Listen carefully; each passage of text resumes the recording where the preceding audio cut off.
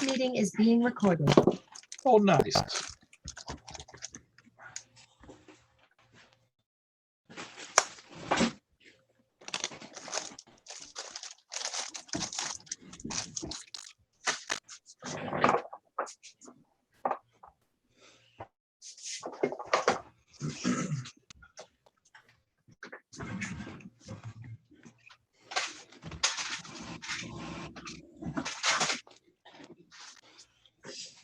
Okay, top of the hour. Hello, everybody.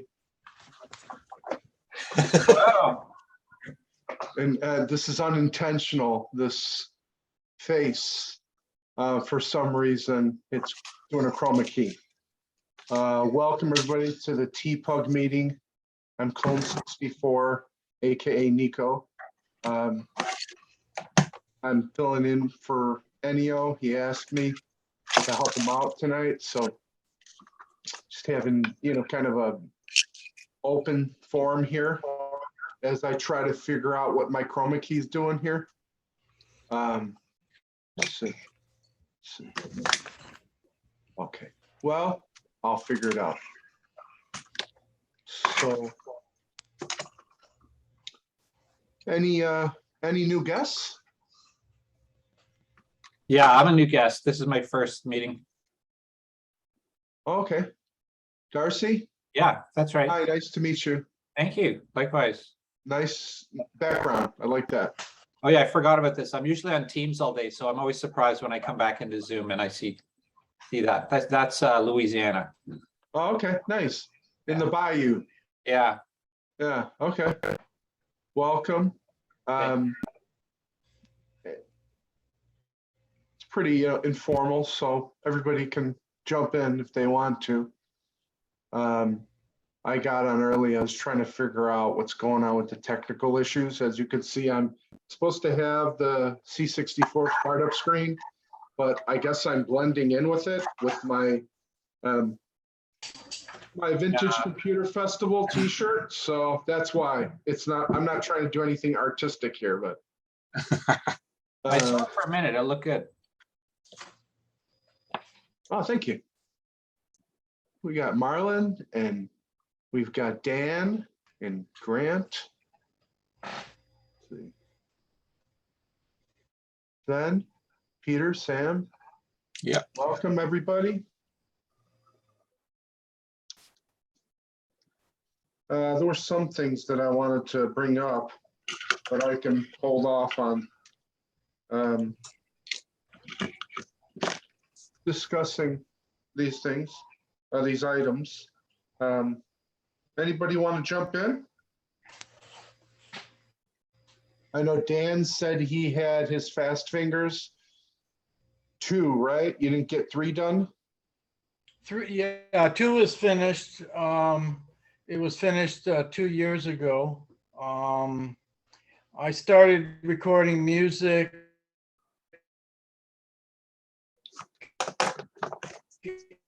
and then I decided 112 sequences, and this would be nice if I could send them out for MIDI. So I turned the whole thing upside down, and instead of taking MIDI in, it will send MIDI out, as well as play the SID sounds at the same time, because I didn't want to lose those. I wanted so I can mix in the SID sounds with other MIDI devices. Wonderful.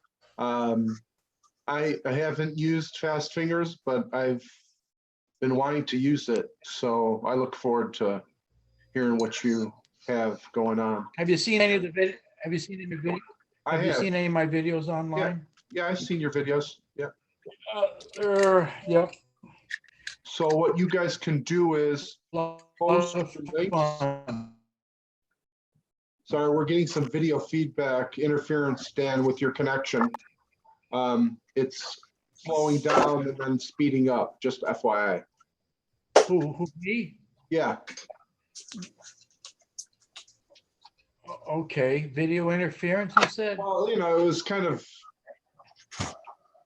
delayed and then it came back really quickly. Okay. Well, we got I'm downstairs, so, and I'm using Wi-Fi, and we do have fiber here, but what I wanted to do, like I said, that I was trying to set up all day with Ethernet cable. I was trying to set up to one of my towers, and I'm not an IP guy. I work with music and machine language. But, Let me ask you so, this. The Fast Fingers, is it hardware and software? Or do we have to use a MIDI interface? It's only for my proprietary MIDI interface that it works.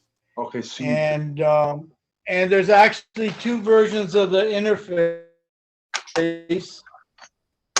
I mean, the interface itself could be interchangeable, but the chip has to be changed because the software works upside down for one compared to the other. So, I mean, I don't recommend anybody be plugging the chip in and out because you can have problems with that. And is it only for the Commodore 64? Oh, sorry. Well, and it works on the 128 as well. Cool. I don't know if you can see, I've got a 128 there and a 64. I do all this in what my wife calls the laundry room. We got a freezer in here and we got a washer and a dryer and is that yellow thing a MIDI interface? Can you go back to that? That's the MIDI box. That's the MIDI box right there, right? Yeah, that's a sound module. That's called the Dave Smith Mofo. Okay, so what? Is it oscillators that are controlling? Yeah, that is another separate MIDI module. I can't plug it in right now because I'm using up one of the plugs for, just to be sure. I'm using one of the plugs here for the Chromebook. So if I unplug it, if I load up Fast Fingers, I don't know if you can see here. I'll tip this monitor, this computer a bit.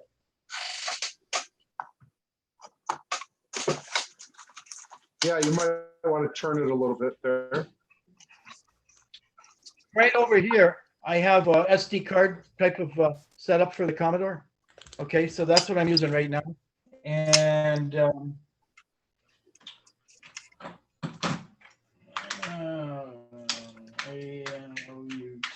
can hear you guys. Can you hear me? Yes, hi, Marlon. Hi. How you doing? Good. Well, I'm trying to find a new place. I'm trying to find a place to live in Wilson. So not much left there. So everybody. Last time I heard you were going to trade in your Commodore for an Apple computer. Well, did you do that?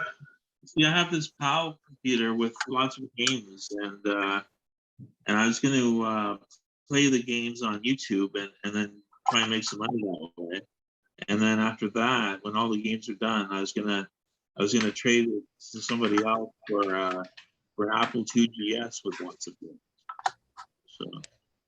So we're just gonna exchange systems.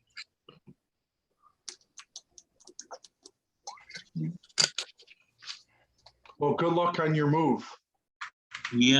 I'm trying to move by August 31st, which is the end of this month. So. Okay. Thanks. Anything else that's you've been doing computing wise with Amiga or Commodore? Well, if you're familiar with Bomb Jack, I'm reading a book about on that I got from the Bomb Jack. So. Oh, okay, cool. Yeah, I can't. I'm trying to use the also have as my Windows 10 computer here, so I have to use an emulator, but I can't read the book on the page while I'm using the emulator. Why? Because which emulator are you using? Vice? Yeah. Okay. Yeah, it's for some reason when I try to click on the a Vice, then the book disappears, and vice Oh. versa. So Oh, okay. yeah, I'll try it again, but I don't know if I'll have any success. I'm so distracted by Sven's pets back there. Sorry, it's just like every time it switches to him, I see those pets. Really? Oh, that's I'm pets. drawn to those pets. Marlon, it's interesting that you bring up the Vice emulator because I've got it and I use it on the PC, but there seems to be some issue with it running on the Raspberry Pi 400. I don't have a Raspberry Pi, so I don't know. Yeah. I- So, I anyways, I run- prefer using the emulator on PCs. Yeah. Obviously, it's been developed for that longer than it has the Raspberry, but yeah. Well, I have a Phoenix C256 Phoenix, but I can't. I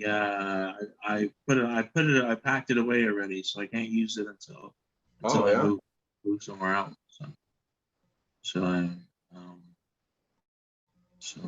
but I couldn't get it working. I sort of got it working. I got the screen with the purple background and then the 5 colors, and it said Phoenix like that, but there was no operating system in it or something. Like I couldn't use it. So And where is your Commodore 64, if I may ask? the Commodore, my NTSC Commodore 64 is all packed away. Oh, is it? Yeah. In Yeah, storage? yeah, and almost everything is packed away in storage. Okay. It cost me $444 every 4 weeks at this storage place in Burlington, and I don't like Burlington, so that's why I'm moving. If I can't move to Milton, I'll try to move to a basement apartment in Milton if I can't find a room on the second floor, and Yeah. then if that doesn't work, I've been trying to move to Acton or Georgetown. It's alternates. So. Okay. Well, maybe you should try to open them up and, warm up those circuits. Come on, man. No, Warm they're up safe. those circuits. They're safe in the storage site because it's inside, like the storage space is inside the building, so it Okay. doesn't have the temperature extremes there. So I'm okay Well, with that. Keep us updated. Certainly, yeah. And then I see Sam over there with his pets. He's got a pet, and now I'm distracted by that. Let's see. Yeah, I got an Amiga 1000, which I just got working after 2 weeks because I installed a rejuvenator board in it, one of like the reverse engineered ones, and ended up somehow frying the Paula chip in the process. Don't know how. And I got a new Paula chip today, so I was able to finally get the thing running on the 1 MB of chip RAM. So that's my Amiga 1000 finally back together after several weeks of being kind of. If I may ask, where'd you get your Paula chip? I just got it from a guy on eBay. I think it might be My Amiga Shop or something like that. Some seller in the US who had one for pretty cheap. That was pretty fast shipping. So how did you diagnose it? Well, I plugged the disk drive in and there was no disk drive activity, but it was still getting up to the dark gray screen of having cleared, I think, the 68,000 and a few other things. I forget what exactly the error screen meant, but essentially there was no disk drive activity, but everything else seemed to be working fine. And I was testing everything, and I said, okay, it's got to be the Paula chip too, because the Paula chip was acting funky even before. So I thought, maybe there was some discharge of some sort of like static electricity or who knows what, but for some reason the Paula chip just gave out when I put it in the rejuvenator board. And when I finally put it back together, I said, okay, I'll put the old daughter board in. I put the daughter board back in, and it still didn't work. And that's when I started troubleshooting. And I spent about maybe 2 or 3 days troubleshooting it until I figured out, okay, it's got to be the Paula. So I ordered the Paula, and it came today, and now everything's working well. And I got the Parciero too that I got from the guy who makes those. It's got like a little SD card, hard drive in it, and a real-time clock and a bunch of stuff that just goes on the expansion port on the side. But now that that's fixed, my Anderson Jacobson acoustic coupler just failed. So now I got another thing to work on because I've been doing dial-up into the few BBSs that still will accept a 300 baud dial-up connection. If you don't mind, could you please post a link in the chat here about that interface for the SD card reader? Oh yeah, definitely. Yeah. Please. And then is that just for the 1000 that works on? I think it should work for others, but I think you'd have to put it in upside down. I only got a 1000, so I don't know a lot about like the 500 or the 2000, but I believe I'm that asking about the 500, yeah. I believe the 500, and someone can correct me if I'm wrong, has a flipped, has the expansion port flipped. So you might have to maybe elevate the 500 to get it to work, but I think it would still work just fine. Okay. Let me find his page. You just have to Cool. email him if you're interested. Yeah, I you think could just they're- drop it in anytime. Yeah. So is Very that- nice. So is that thing running now with the new addition? Oh yeah, it's now running with. It's got the expanded chip RAM, and it's got a real-time clock. It auto boots now. It's got a bunch of features that I've kind of finagled it to do. But The board that you think destroyed it, is it in there now? well, the board, I don't know what Rejuvenator destroyed board it. or whatever. Yeah, it's the Rejuvenator board didn't. I think the Polo was pretty much fused to the socket it was in, and it took a lot of effort to get it out of there. I wonder if somehow it's not making good contact anymore, or I mean, if I had to guess, it must have been some sort of static electricity discharge or some other thing that happened in the process of installing that board, because that board in there is a real beast to install because you got to put it in all the different pins that are sticking out for the daughter board for the bootstrapping of the kickstart on the 1000. So it's really a pain to get in there. Took me about an hour to get it in there the first time, just to give you a sense of how you have to align all those pins just right and how much it takes. So I think just in the process, something must have gone wrong somewhere, and then the poly chip died, or maybe it just gave out. I have no idea. Who knows? Let me ask you this, Sam. How much are the poly chips going for now? I think they're like 10 or 20 bucks on eBay. I got the one I got was nice. I think it was like a pretty nice one. So I think I ended up paying 20 ships for it.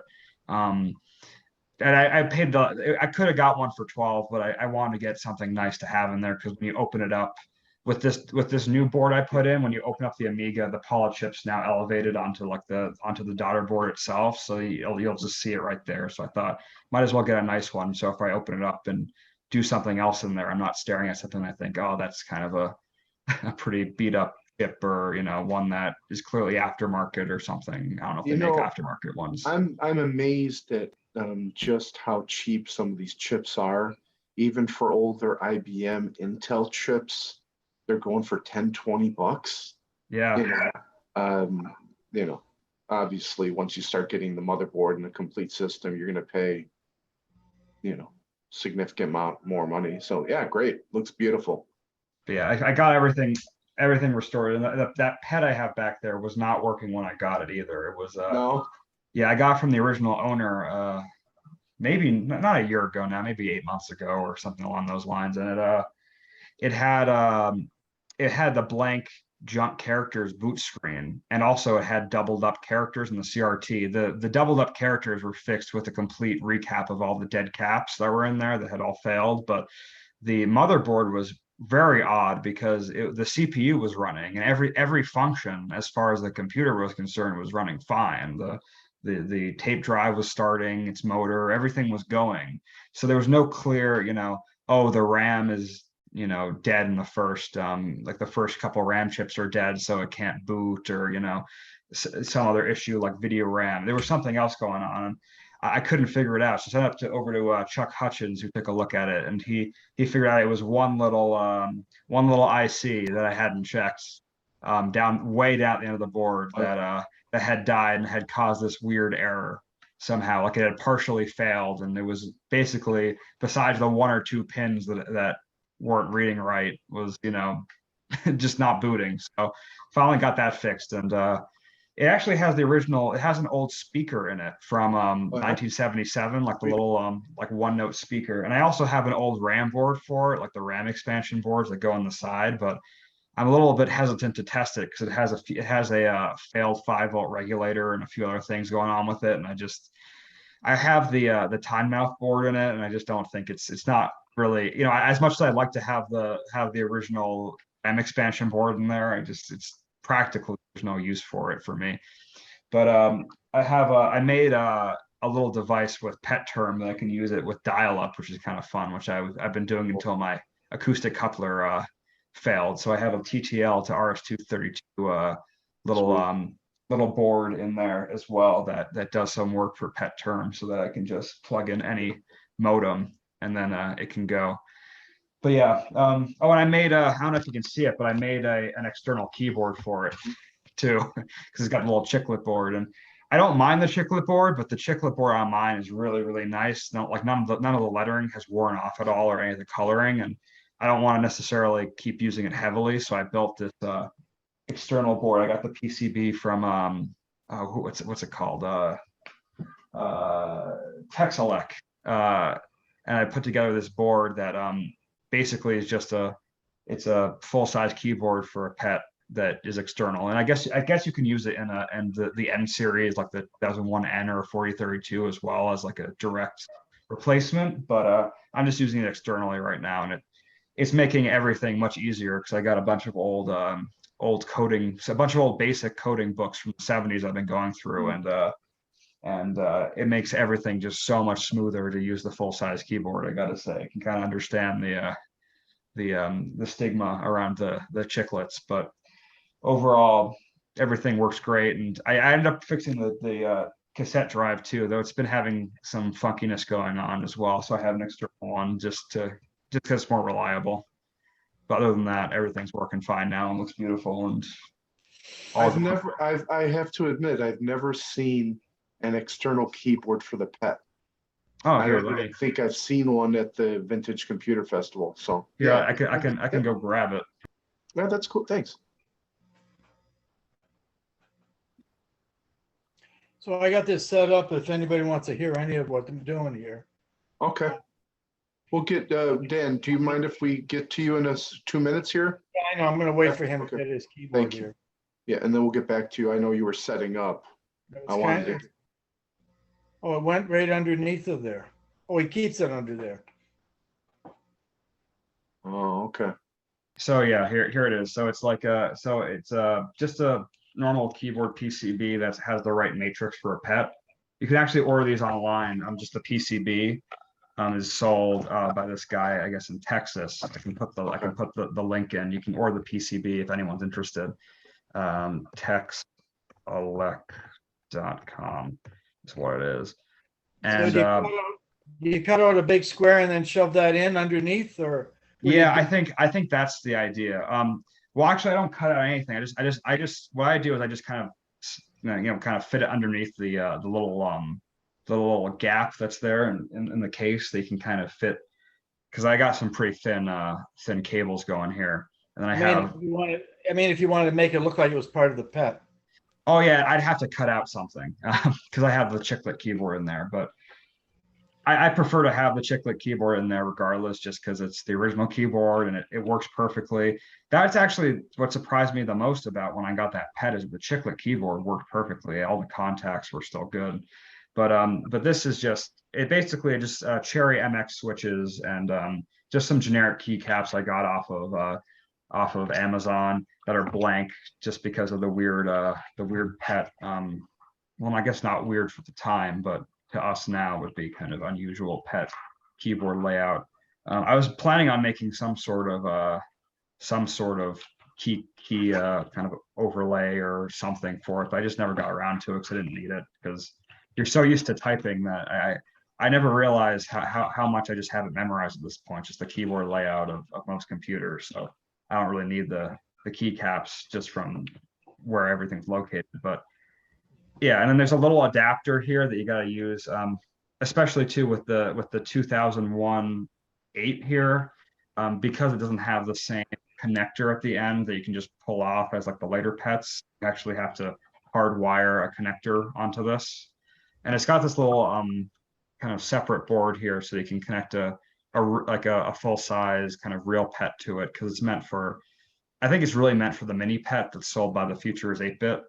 But I made a little connector for the actual pet to use it with. But yeah, and it's got because the pet space bars are so big, you can actually program some extra keys here.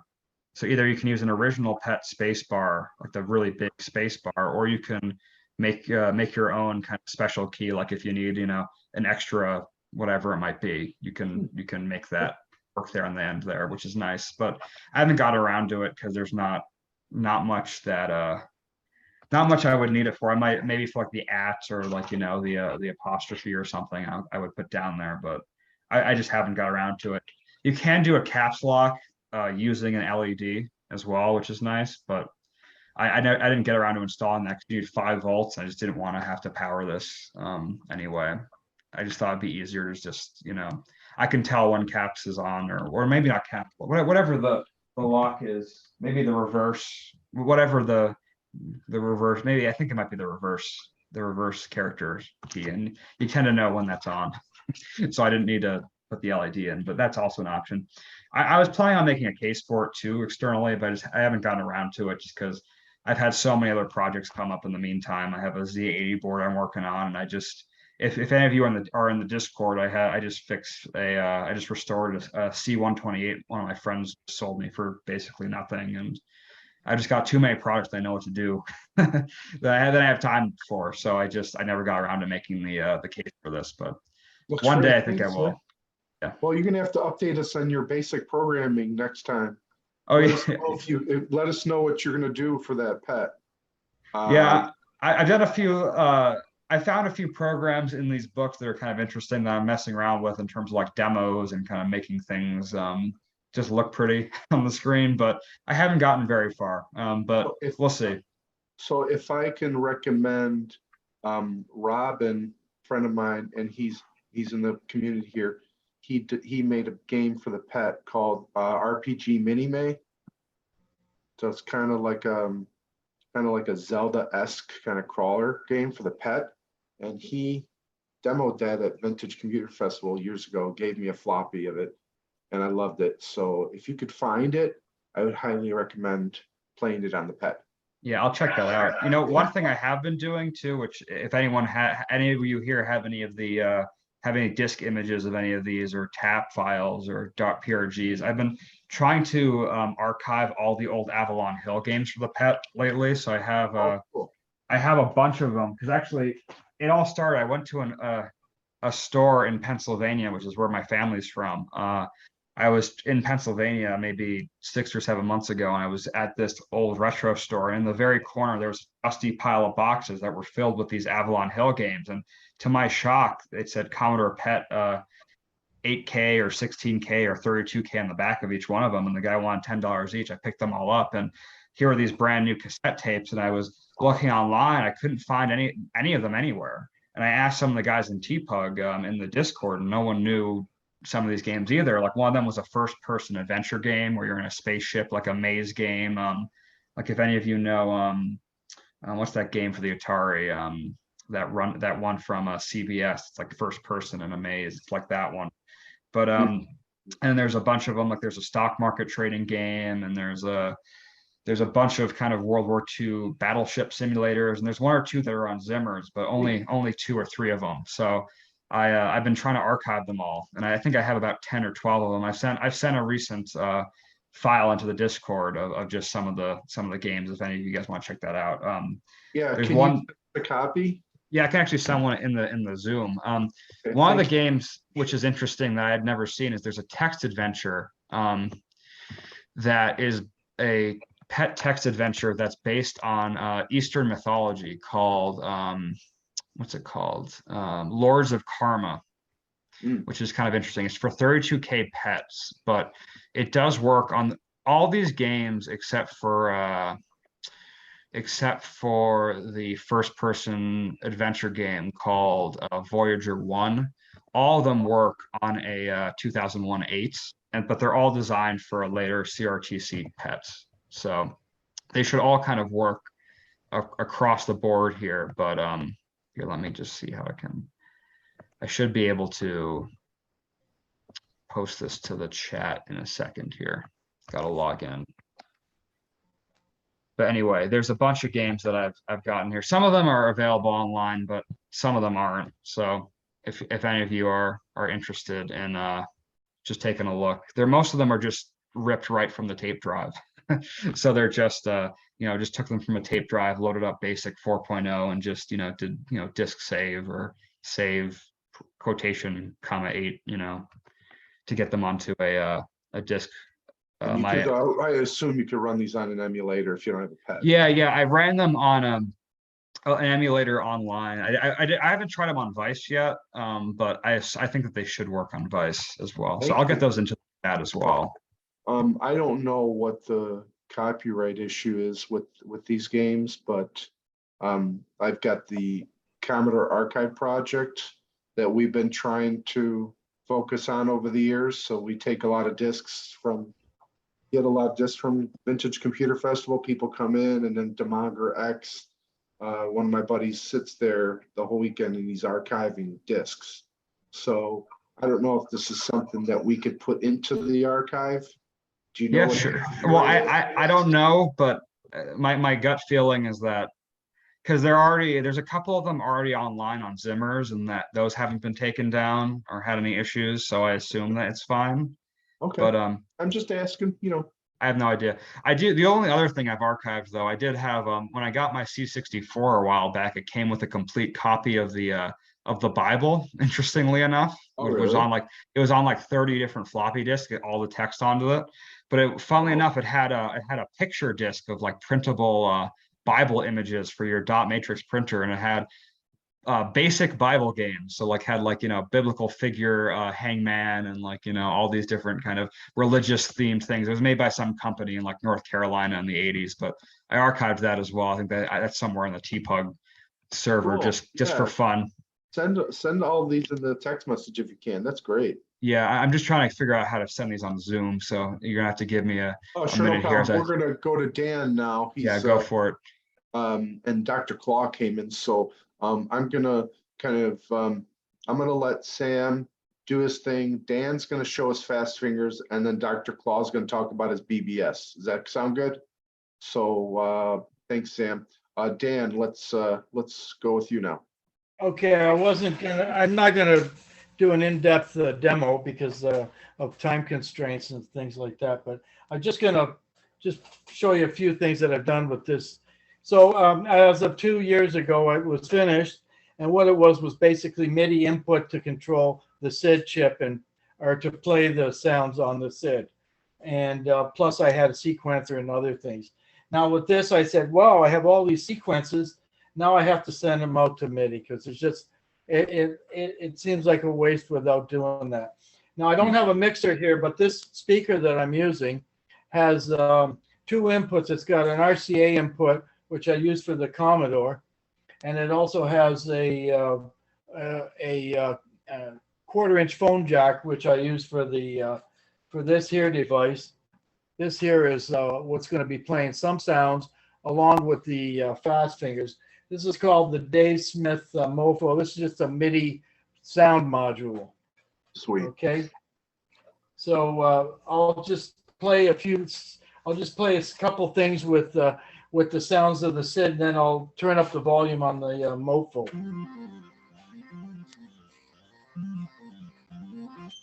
And I'm trying to, that's one thing I got to get rid of is that end thing that's happening. Any way you can turn up the volume, Dan? Yeah, sure. Let's hear that beautiful Commodore 128. Can you hear that? Yeah.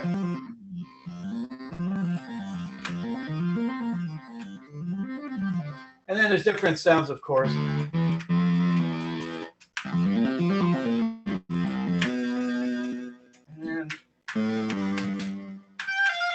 So that's all the Commodore. All right. Now I'm gonna so you can hear that sound, right? Now I'm gonna mix in. This one's called Royal Synth Horns patch off of the box that I'm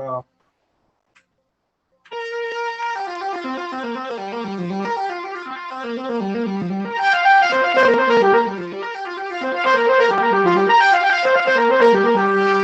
going to change the sounds on this box.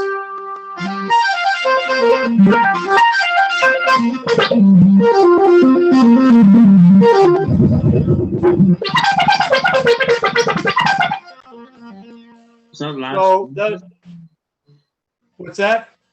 I was wondering if that was the theme from Last Ninja. No, no. That's a great compliment. There's 16 different sequences on each in each bank, and there's 32 banks of sequences with 16 notes. But there's going to be 640 sequences altogether when I finish this. Right now there's 512. Well, 512 plus what's on the home screen. So Dan, I assume that you're patching in these notes on a sequencer.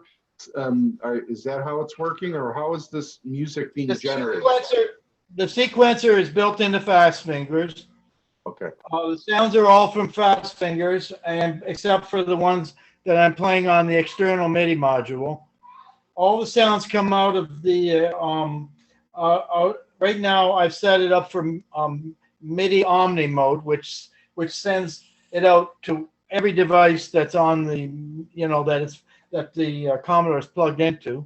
So I'm going to probably do a demo maybe within the next month, where I'm going to have all my modules playing at the same time, all controlled by this. And I'll have my mixer, and I'll be fooling around the mixer so you can hear the different modules. Right now, it's like I said, it's the Dave Smith. They call it the Mofo, and I'll turn it up.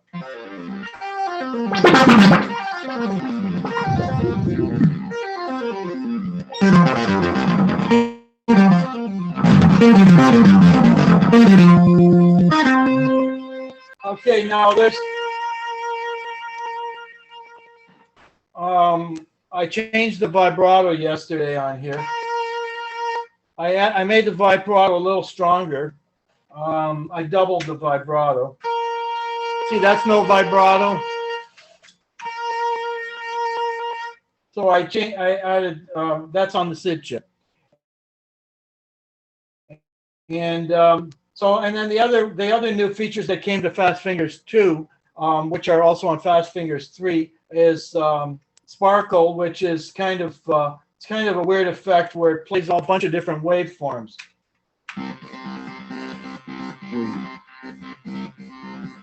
Can you hear that? Now I'm going to turn up the Dave Smith box.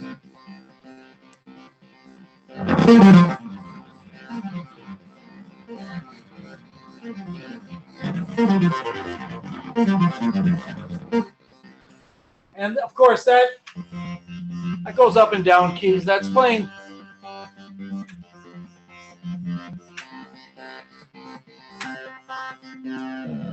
And I can put it up to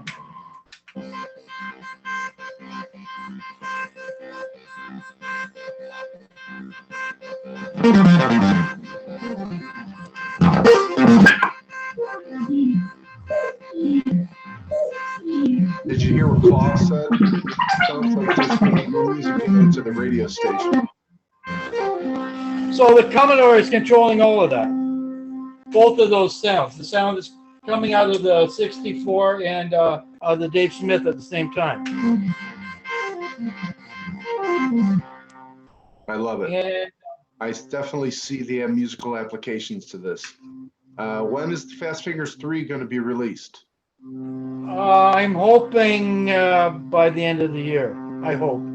Like right now, it looks like it's mostly done, but for professional musical applications, you don't want it to have a high-pitched sound at the end when you release something.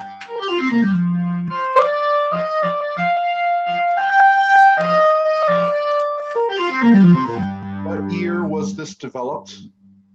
The original Fast Fingers was released, I think, in '84, and I had to tweak it a bit. There were a few things wrong with it, there were a few things wrong with the original Fast Fingers when it was originally released.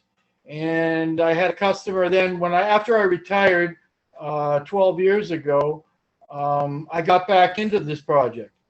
So this is, it was like sitting on a shelf, I think 27 years, and then I got back into it. And then it was originally for the Mattel and television keyboard. And that's when it took me about 10 years to get all the MIDI bugs and everything out of it. So Dan, we have a question from Dr. Claw to you, or to everyone, but assuming you. What format do you use to record audio with? You mean at home? You mean like for recording? Yeah, for your Fast Finger when you record. What file format? Well, you mean I'm not using any. I've been doing all digital recording. I was using Cubase and things like that. I can record this. These sequences can be recorded into Cubase now because it's MIDI out. I'm using. I have a Fairlight that I'm working with. A Fairlight recording system, which is not like the Fairlight instrument. Oh, it's still cool, Fairlight. But it does have the Fairlight sound and the quality and and it has the deep earthy sound of the Fairlight with the real nice with the real nice A to D and D to A converters and the nice filtering. So I'm using that, and then that goes. I send that out through all those tracks. That's a 24 channel recording system, and it goes into it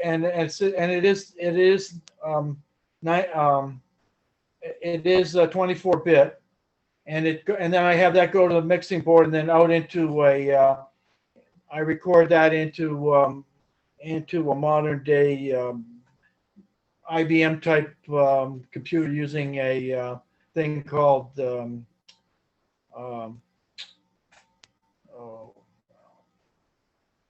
Digitizer? well, it's an 8-channel input. I can do 8-channel. Dr. Claw wants to know, can you record to MP3? You mean directly from here? Yes, I can record to MP3. Yes, I convert. What I do I would record it into. I use old Cool Edit from 2000, and I record it into Cool Edit, and then I change it into. I can change it into MP3s. That's what I do. Okay. And I assume, and again, correct me if I'm wrong, but I assume you're running Fast Fingers off a floppy disk or what? Or off of a chip? Right now, I have the SD card interface I'm working with, and the final thing, I want to get away from the discs altogether. I don't like them because of magnetism and things. I'm putting everything on cartridges. No. Really? Yeah. Blasphemy. Well, cartridges are nice and fast. Like for a musician, a real musician, that's one extra box he's got to carry around. That heavy, so now he's only got to carry a cartridge. So that you have the cartridge. That's the idea. I suppose I can make it on disc, but I really don't want to do disc. It's just it's got it. I have a newer disk drive. Somebody just gave me, and I get the other problem is I get people giving me stuff. A guy just gave me 1571 about a year ago. Just and that's a lot. What's that? Just stack them. You got room right there in the middle by the tower. So just keep stacking. That's why they made those, man. Yeah.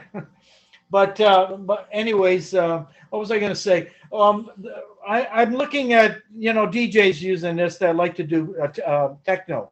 This is kind of for techno.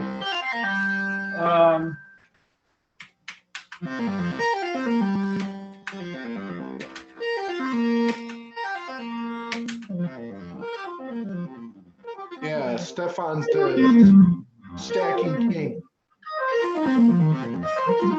He just texted me. He doesn't know. So, Dan, But can we run this on an emulator? if we wanted to use the keyboard, our own keyboard, or you said this is just for you? It's not available to the public or what? I have put it on, I have taken it, because I am working with an SD card here, right? What I'm using is I'm using Kate to edit the files, and I'm using Task 64 to compile them. On over here on a a PC compatible, the tower over here. And so I take that SD card, I bring it upstairs. Yes, and it will run on the emulator for the sounds and that. I think the pitches might be a little different on the emulator. That's what I've been trying to find out. Because I've tried to make the pitch. What's that? Sorry, was it on the CSDB archive? No, I've never put any of my, I haven't put Fast Fingers up. I don't know, maybe the club put up the original Fast Fingers years ago.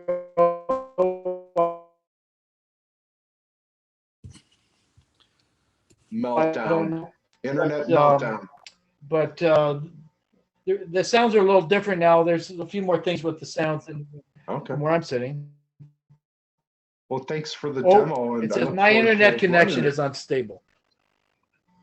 I hope to run this someday and check it out. I could definitely see it used in techno electronic music. So let Right. us know Well, the when we can thing get is, it. can you still hear me there? Yeah, I can hear you.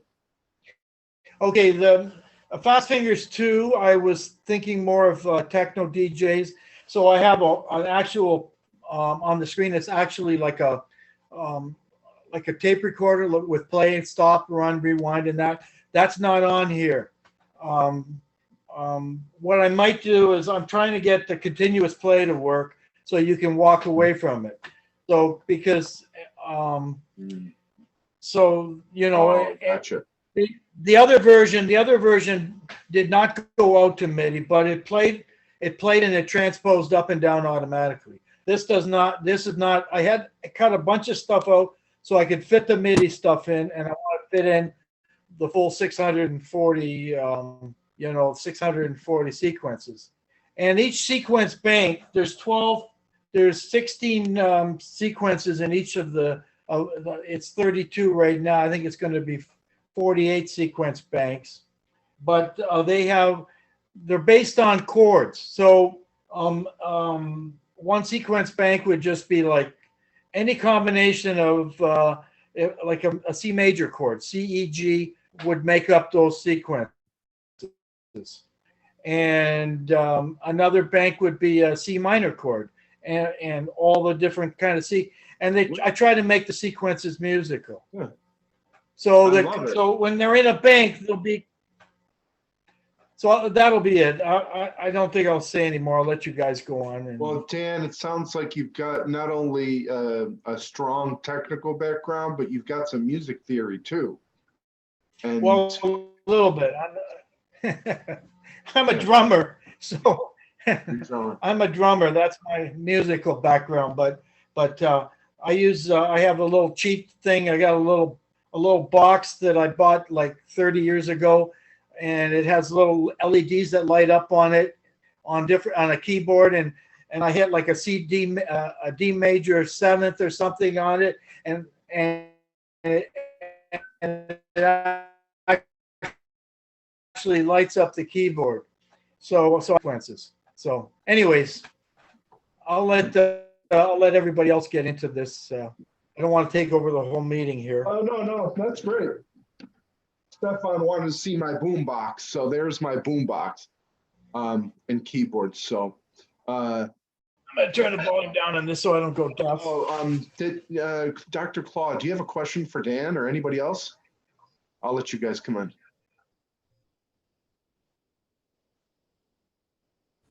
I think Dr. He's got no Claude microphone. Your mic is off, Dr. Claw. Yeah, he's muted. Hey, buddy, how you doing? Oh, there we go. I'm not I don't use Zoom meetings very often. So sorry about that. Took me a second to figure out how to get unmuted. Yeah, I was, the last Zoom meeting I did was with the meeting in December, I think, a year and a half ago. I think There that he was is. the last time I did it. Okay. And that was the first time I did it. Yeah, first, thank you all for letting me be part of the meeting and part of the Commodore Elite. That is awesome. I love it. That technology that you're working on over there is fantastic. And I definitely in awe of the fact that people are still working on it. And I don't blame you for not using floppy disks. I'm not going to tell you that's blasphemy. I believe backups of I was backups of joking. backups. Save that data. Half joking. Save it. Our kids are going to still use Commodore because Commodore was that important to the world. So absolutely. Well, it's a good way to it's if they get some good programs, it's a good way to introduce people to machine language. Because I've worked with this, I'm able also to work with the chip, the PIC chip that actually does the MIDI conversion, and that's also a machine language level. It's a different machine language, but it's, you know, once you learn machine language, then you can get right into the nuts and bolts, and that's the bottom line. I love it. It is fascinating technology. I know that you guys were talking a little bit before I got on about getting files around.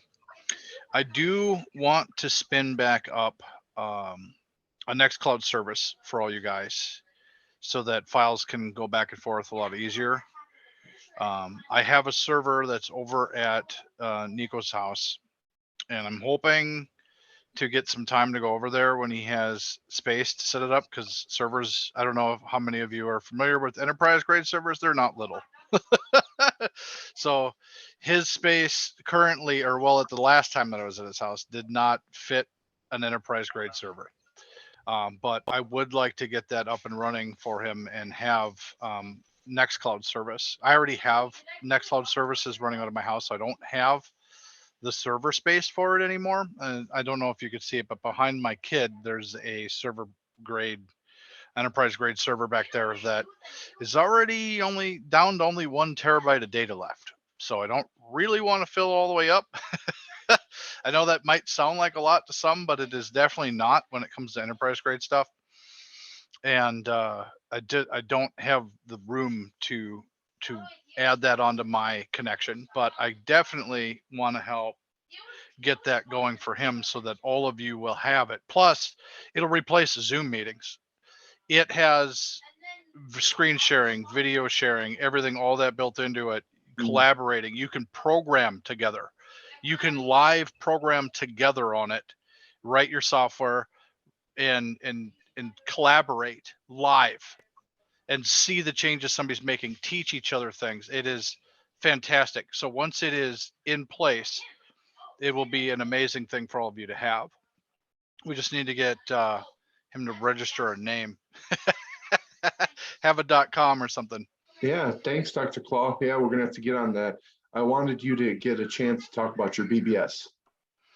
Absolutely. Do we got this set up for screen sharing? Oh, we do. Awesome. Let me see. Oh, it says the host has disabled screen sharing. Well, let me see here. Sorry, I didn't disable it. I just was given access, and let me see. Let me get to you. Well, Maybe I while have to he's do- looking at it, I don't know if it's a big deal for you guys or not, but when I was younger, the BBS was like an amazing thing. It was better than what the internet is today, in my opinion. It was the social media at the time. And nowadays it is still around, and it is better than social media because most social media has become There you unsocial are. media. Okay, I made you a awesome. host. There you go. I'm sorry if you can hear the children in the background too, by the way. Sorry about that. Let's see, screen share. Pretty sure it's this one. Nope, it's this one. I have multiple screens. Let me know if that works. I believe it's sharing. Is it visible? Yes. So my BBS does have dial-up. So if you're somebody that still has a phone line and you prefer to do it that is an Yes. option. If you don't prefer to dial up, you can just go to noverdue.com and get in, and it is a full-fledged BBS place to collaborate. That first thing is just to get rid of bots there. But after you get in, this is a place where all of you can work together. There's already networks on here for people that are very much into retro. And I'm on it. I yep, love he's it. a I love co it. he's a co-sysop, so he can also help if there's ever anything you need. When you get in though, if you go to the message boards, there's quite a few. FSX Network has a lot of retro-based communication. I also have the SpookNet on here, which is for people that like to dabble in conspiracy theories and the fun, macabre conversations you get about ghosts and whatnot. So that one's kind of fun to play around on. But FSXNet is our big network. I've been offered to go on FidoNet. I actually just helped save a huge node of the FidoNet when I with a guy that runs it, and helped him get his section of Fido back up. But I don't have an interest in joining Fido. It's far too full of drama, I guess is the best way. I'm not interested in drama. I like being a nerd and having fun with my nerdy stuff. I have a computer lab. As you can see, there's one kid over there. There's a kid over there. I have computers all over this room, and that's what I'm into, and that's what I want to do. But I don't want to get into the other drama. So that's why I don't have Fido on here. So I know a lot of people ask for that. But there is a lot of really good, fun things to do when it comes to And retro door computing. games. Yep, I do have Right. door games. So I do have some. I'm going to add more. I have door games, Lord 2, 2 versions of Lord, the Door Mud. One person asked for the dirty game to be added, so I put that on there. I have a Trade Wars server. So this actually, when you play Trade Wars, links you out to a server called, they call it TPUG for short. Stands for Trade Wars Game Server, which is actually a full-on server that allows people to play and very active if you're familiar with Trade Wars. It has that. I have also added, like I've done my first program. I'm not good at programming, but my first program I've ever fully brought to fruition was this ANSI TV. And it's written in Python 3. Pretty simple thing. You can choose a baud rate. So it emulates the speed of a modem. And then you can go into a selection and choose from a list of ANSIs. I have a few, think like 4,000 to choose from. So you can go through, choose the ANSIs you want. And if you want to view an ANSI, you can just say, view ANSI 0, and it'll view what that ANSI is. And you turn them on, the ones that you like. And then when you're done, you can play. It just streams the ANSIs at the baud rate. So you can get that fun flavor of old school graphics and art. And I also like to listen to old school music with it. So one thing that I also tend to do, and this is what I was telling him about, was the radio station. I don't know if it's still sharing properly because I switched. Oh yeah, it looks like it is. Noverdue.com. Because I have too many different web services, I have to sparse them out. 88 is the website that has all the audio on it. And it also has the broadcasts that Clone sets up in order to, like, if you ever want to listen to his thing, it's a radio station that plays it. Yeah, thank you for plugging it. Awesome. Yeah, please check it out. Absolutely. And this is, there's a place called Mod Archive that has over 160,000 of the old tracker tunes. Like, I mean, everything we all listen to from the 80s on, everything.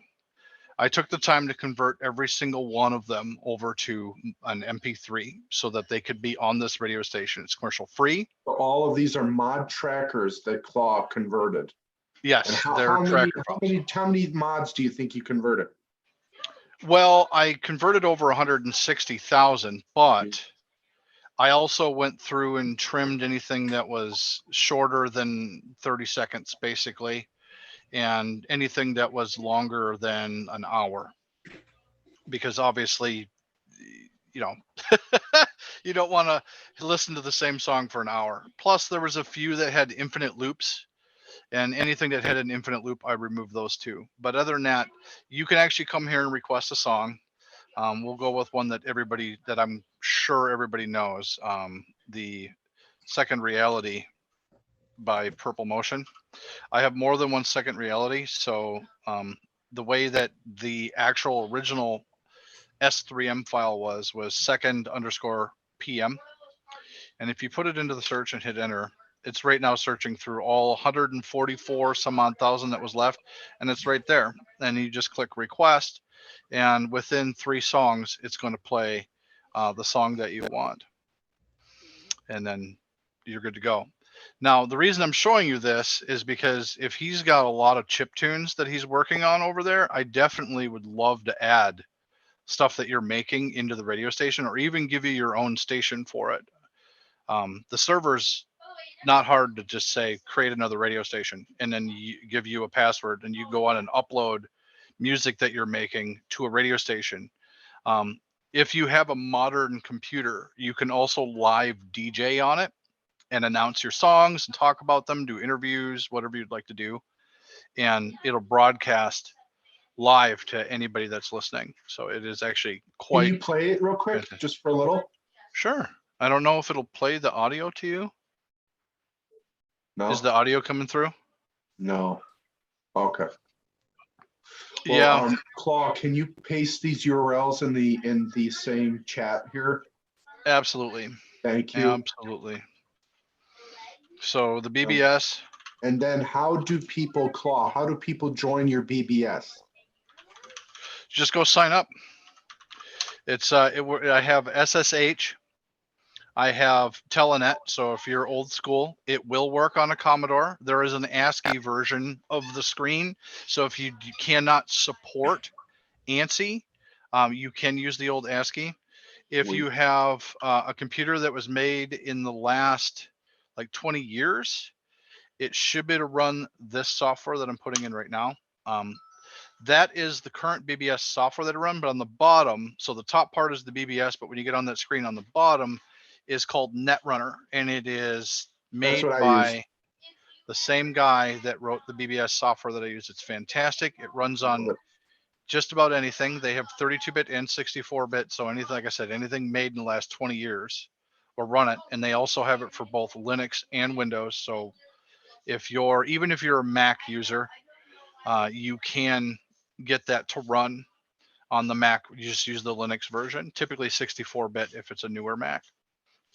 So it will run on just about anything. And if you're getting in on Commodore, you already have software, I'll guarantee it, from back in the BBS days that you can access and use. So that would be the way to do that. So standard ports on Noverdo.com as far as that for the BBS. But if you want to get to the radio station, it is this link here. That'll take you to the music one. And then I'm going to throw in there, let me go to the actual dashboard where I can control things a little bit and sign in. And yes. And I will get you the link for his station as well. Thank you. Yep. Public page for your station is right here. So this is my station, Man Behind the Machine, and Yep. it's 24/7 streaming. Yep, all of them are. I mean, unless power goes out here. I don't have an UPS anymore. That thing died a while ago, and I've not spent the money to replace it. But those are the links to everything. If you also are somebody that doesn't want to have Telenet software to get into a BBS, you can also access it via the web at, let me show you, just like this.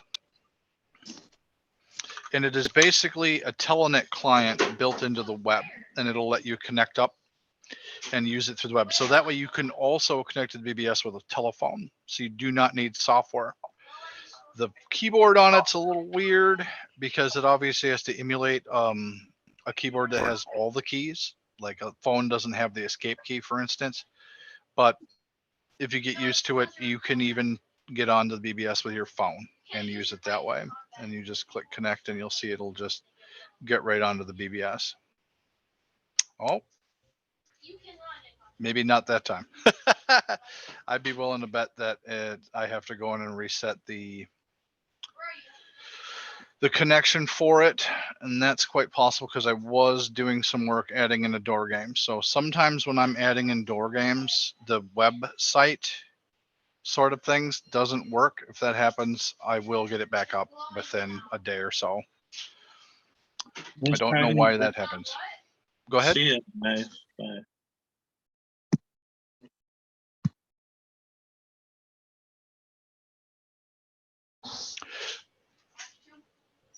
I wasn't able to hear what he asked. He's waiting for his count being proved. Oh, well, we can fix that right now. Sweet.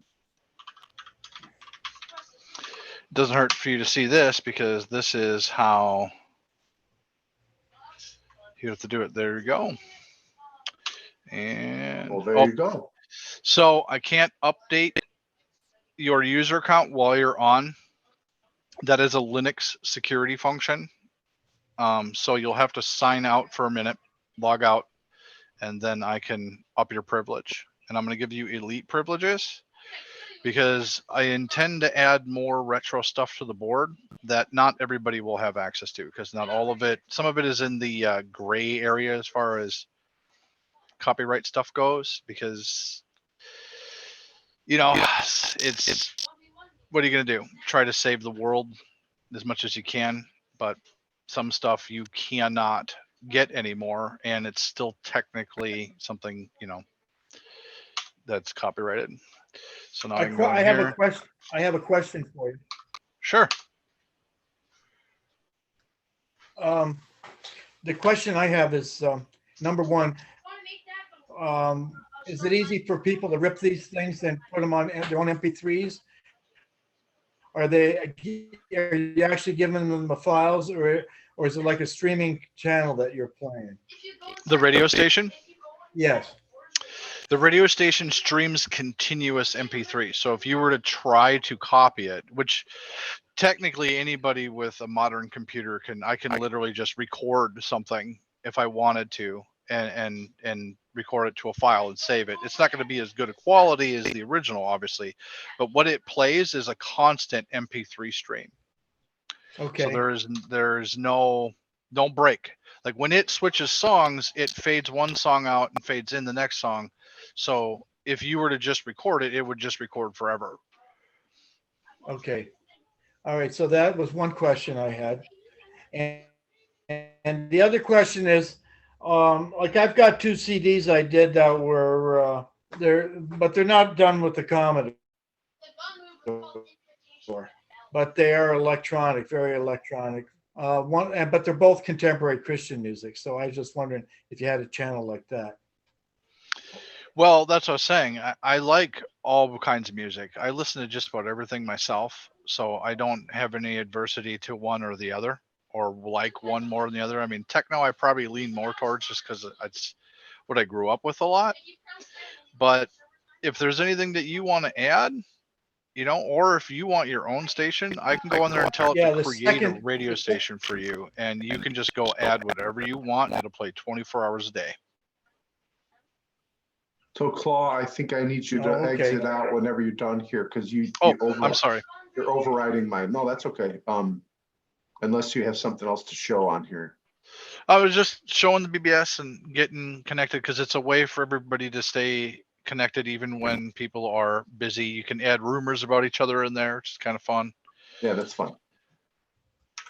No, that's great. But I will. What's the URL again? Because I was on full screen tonight, and it was hard to work. I'll type the URL in here. Thank you. I don't know how to unshare. Yeah, I'll type the URL in again.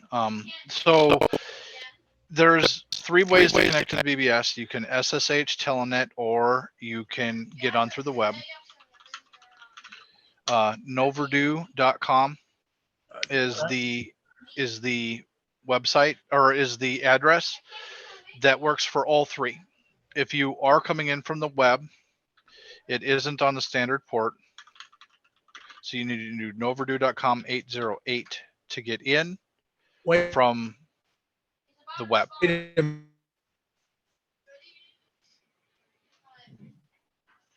minute. How is Noverdue spelled? How do you spell N- Noverdue? So November, I don't have, Oscar. I'm not looking at it. Yep, Yep. it's November, Oscar, Victor, Echo, Romeo, Delta, Uniform.com. Ah, do, It's also, okay, it's also in the chat, Dan. okay.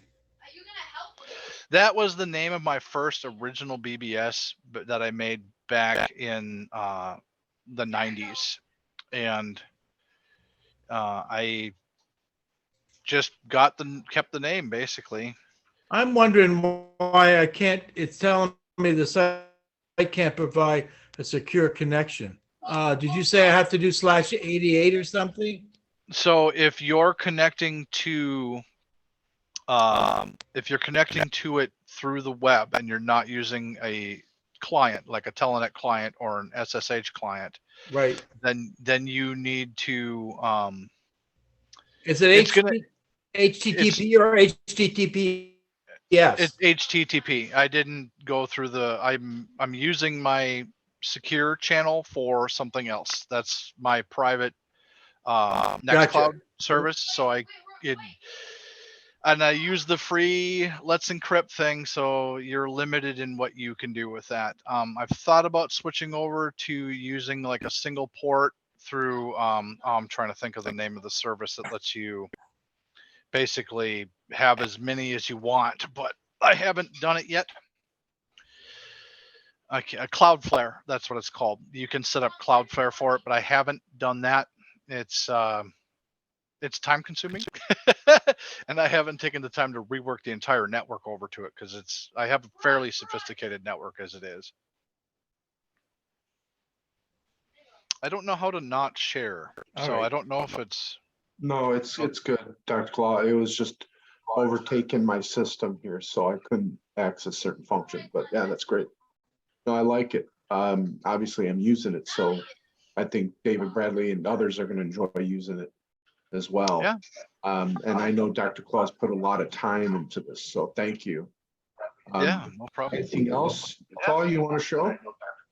I mean, I have lots of stuff I can show. I'm a nerd. I could go all day long, but I don't want to take over your meeting either. It's the first time getting to meet some of, like I said, the Commodore Elite.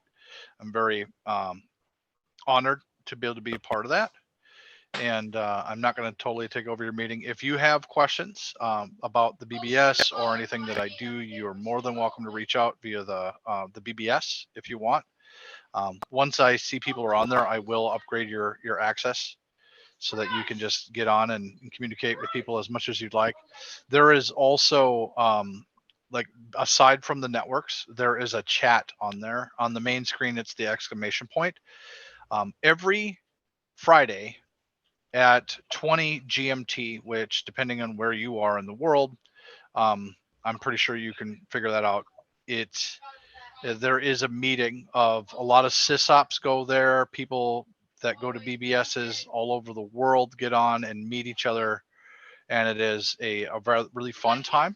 I definitely urge you to jump on there and do that and get to meet some fellow old school nerds, people that really love the old technology and having a lot of fun with it, because you will find them there. And the cool thing is there's even young people that are getting into it. I think the youngest member we have is 14. And he found BBSing by hacking an e-reader.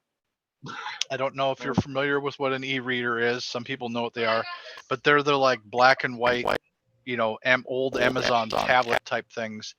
And he hacked an e-reader and found out how to BBS and has been doing it since. And it's mind blowing what some of these kids are doing with their technology. But they get on and they enjoy it as much as we do. It's really fantastic to see the young generation coming into it. That's great. Especially after that BBS documentary.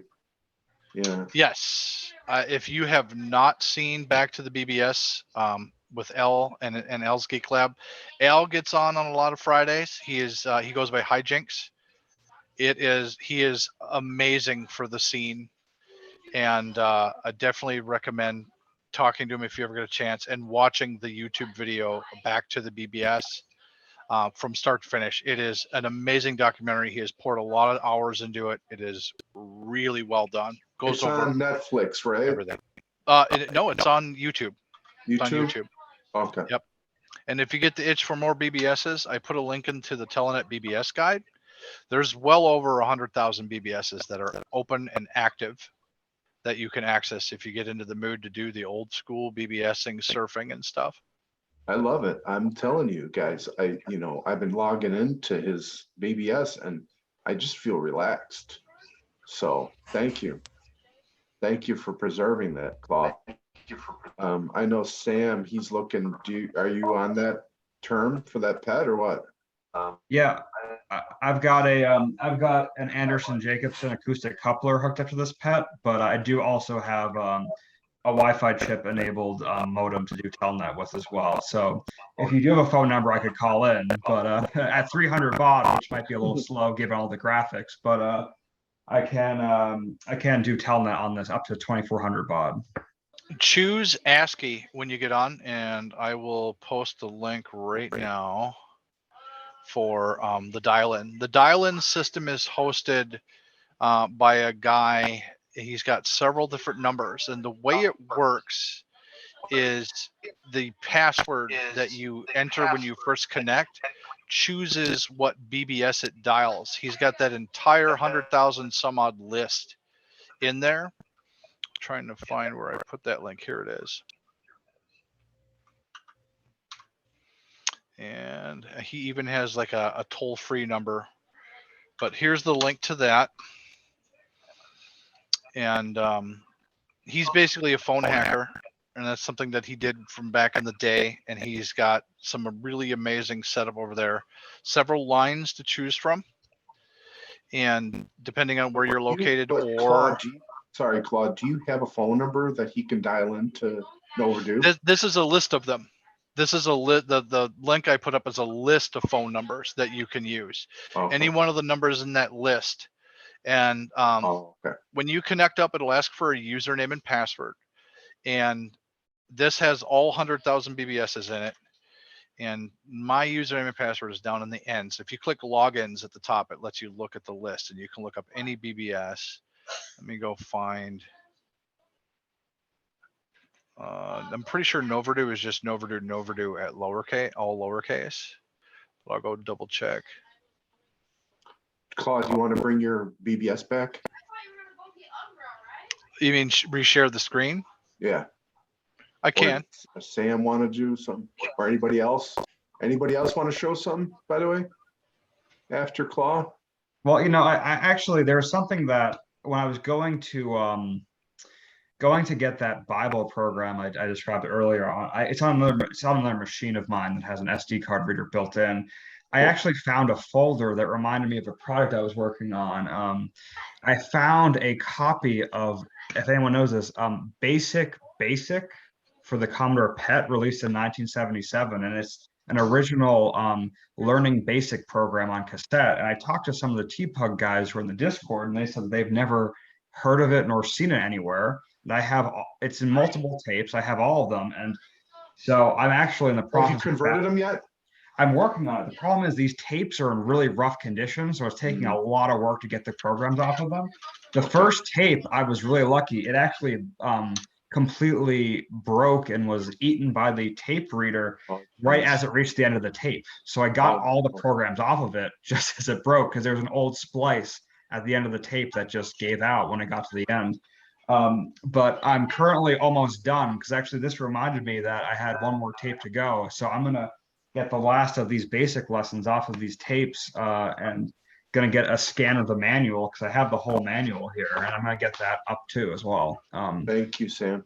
So that's another thing that I had found. Like actually, there's a video of it online. There's a little demo that it starts off with where it basically is a goofy little thing where a guy says he needs to learn how to communicate with his pet. You can find it on YouTube, but the guy who uploaded it to YouTube is actually his family is who I got it from because they actually were getting rid of all their pet tapes because they donated their pet to a museum. And I just said, "Oh, I got a pet," and they're going to give it away for free as long as you owned a pet. As long as you sent them a picture of your pet, they would give you the tape. So I said, "Hey, here, look, I have a pet, and I'll use them." And so I'm now archiving. I've got probably about 15 or so original pet tapes from the late 70s, early 80s that either came from the original owner of my pet or from that collection. Most of which are just copies of things or kind of type in programs. So I'm going to keep looking through them to make sure there's nothing in them that is particularly interested. Some of them are dated to, like February 78 or like, very early on in the pet life cycle, which is kind of neat. But How so do we look, keep in touch with you? How do we get this info from you? so Programs. maybe I can, is there a way to send an email through like the email list? Yeah, Or are I you have on someone? the TPUG mail list? Yes, I am. I could send all this stuff there if that would Okay, work. If perfect. Thank you. I can talk to someone in the Discord about how I do that, but I can get this all out to everyone that way because that might be easiest. And this is why you guys need a Nextcloud server. I will be more than happy to help him get set up. He's got more of a powerful enough computer sitting over there to do that. We should plan sometime in the next month to get together and get that going. You just need to clear out some space in your lab there, Yeah. and I'll come help you get that set up. So it sounds like Sam was able to get most of them, but one tape, right? Failed. Right, Sam? Oh, he's on mute. Yeah, he took his earphones out and stepped away. So, I don't know. yeah, so I took because I'm backing up the last tape right now as we speak. So I'm putting the PC speaker on so I can listen in while I'm typing in the different commands into my pet and get to find the data on these tapes. And the first tape took all day a few days ago, but broke. The second tape I was having a lot of trouble with a few days ago, but when I was reminded that it existed by finding the first tape on my laptop, I decided to throw the other tape in. I've had great luck tonight. Like I've gotten, I'd say probably 90% of that tape archived during this meeting. So hopefully that'll be up there pretty soon. So I can get that out to you guys. But I also need to scan the manual, which is this tiny little, it's not really particularly useful, but it's just kind of a cool curiosity and deserves to be, I think, saved with the program because it has some funny things in it, like what to do when you get a load error, which is kind of an interesting early pet thing where it says, I forget what it says exactly, but clean the tape heads, but try it on a different pet, all these different, explanations of what you can try and do if you have a load error with the tape. And then finally it says, if you really can't get it to work, here's our address to mail us to if you need a new tape. But interestingly enough, though, this tape it has the author's names on it, so I can also put that in the email. Probably I'll take a picture of the two cassettes that it's on. Interestingly, though, it's not double-sided. So even though it's on a double-sided tape, there's nothing on side two. So it should be one tape, like in terms of the length of it, but it's actually split up across multiple tapes, and only on one side, oddly enough. And I don't know why that is, but how it was done. Thank you for your dedication, Sam. It takes a lot of focus and effort to archive this material. And Dr. Claw, I sent you the link here that Avalon Games that Sam put in the chat. What I wanted to say too is, before I forget, let me see, where is this? Oh, in Sweden, they're having a Commodore meeting, October 26th through the 28th. And they're gonna have exhibits and lectures by people. And they're gonna be showing different systems and have clothing. So that's that information we could post online. And unfortunately, Danny Kaye couldn't meet us tonight, but he was going to talk about the Ultimate 2 Plus that he's using and the Vampire expansion for the Amiga 600. So maybe he could join us next time. And then I want to plug also, before I forget, October 20th. I hope I got that right. Let me confirm before I forget.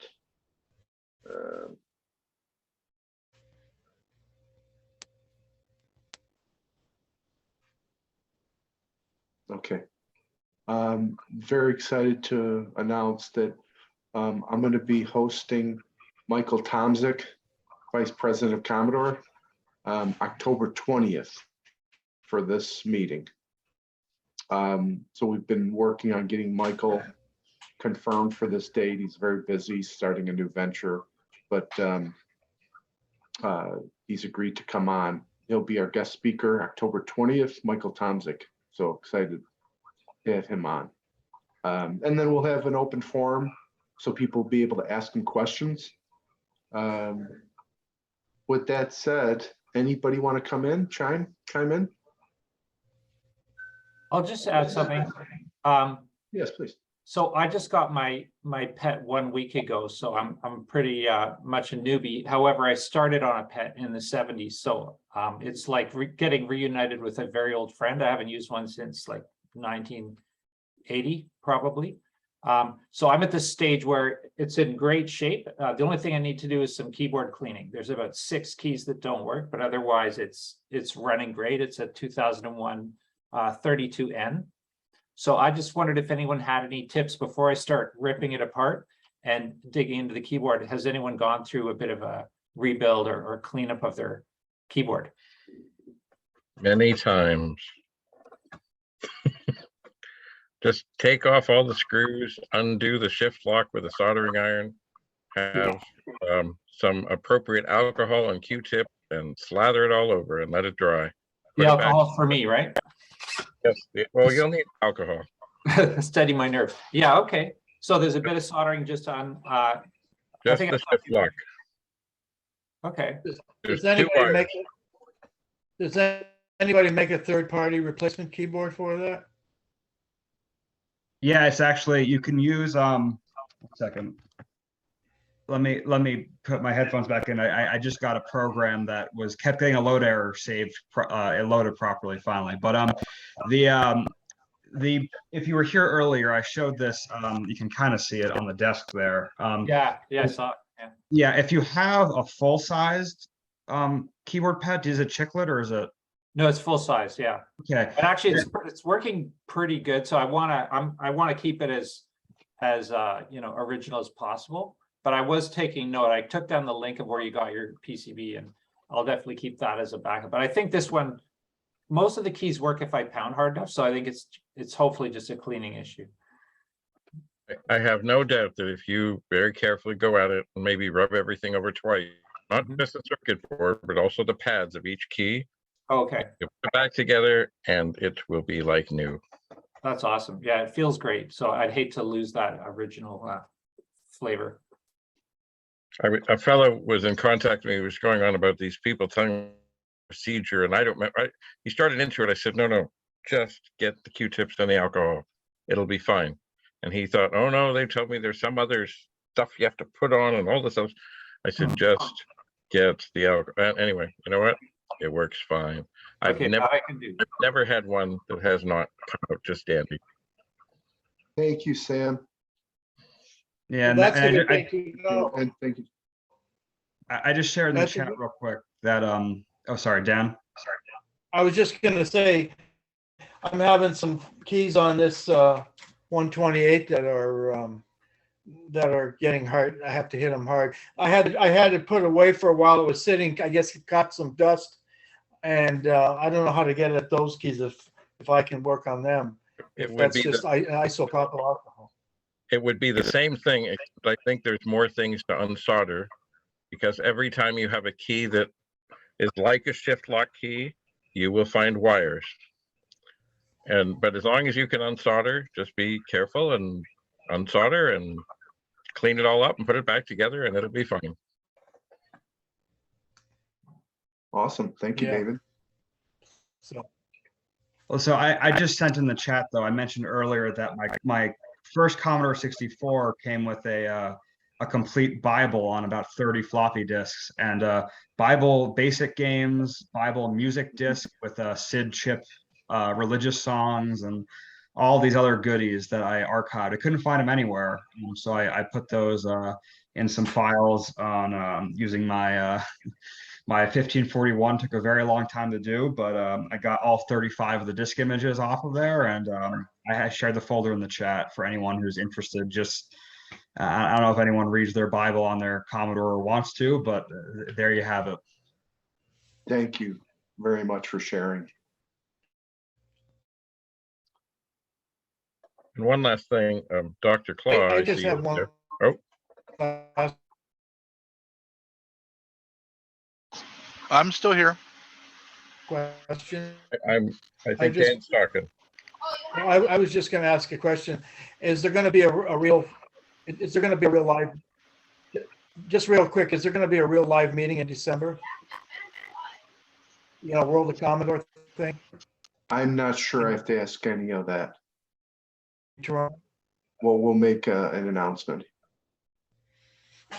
I mean, right now, things look pretty much normal at this point, but who knows what's going to happen in the next 3 months.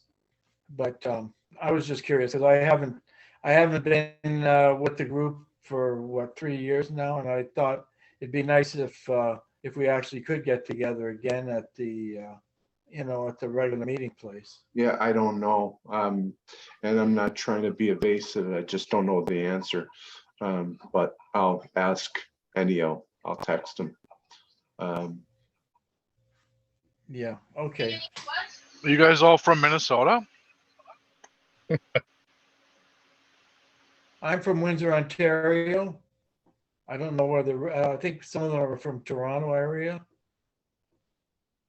Yeah, I'm in Markham now. Used to be in Toronto.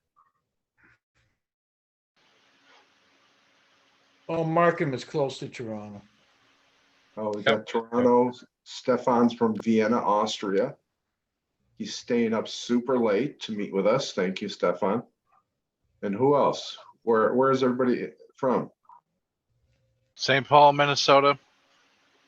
I'm from Boston, but I'm actually in the middle of a move to. I just got a job I took a job in Manhattan, so I'm in the middle of moving, but I'm from Boston originally. You're going to the Big Apple. Yeah, luckily I found an apartment with enough space to set up my pet and my Amiga and hopefully my C64 if I can finagle everything just right. I'm from Germany. Bye. Welcome. Are you in Germany now? What? I didn't couldn't hear you. I was saying, are you in Germany right now? Yes, I'm in Germany right now. Oh, So, that's so interesting. Sven, if I may ask It's about Sven, 2:30. Sven, what's your involvement in Commodore Amiga? Well, I started 1980 with a PET, and I've been programming that for probably 7 or 8 years.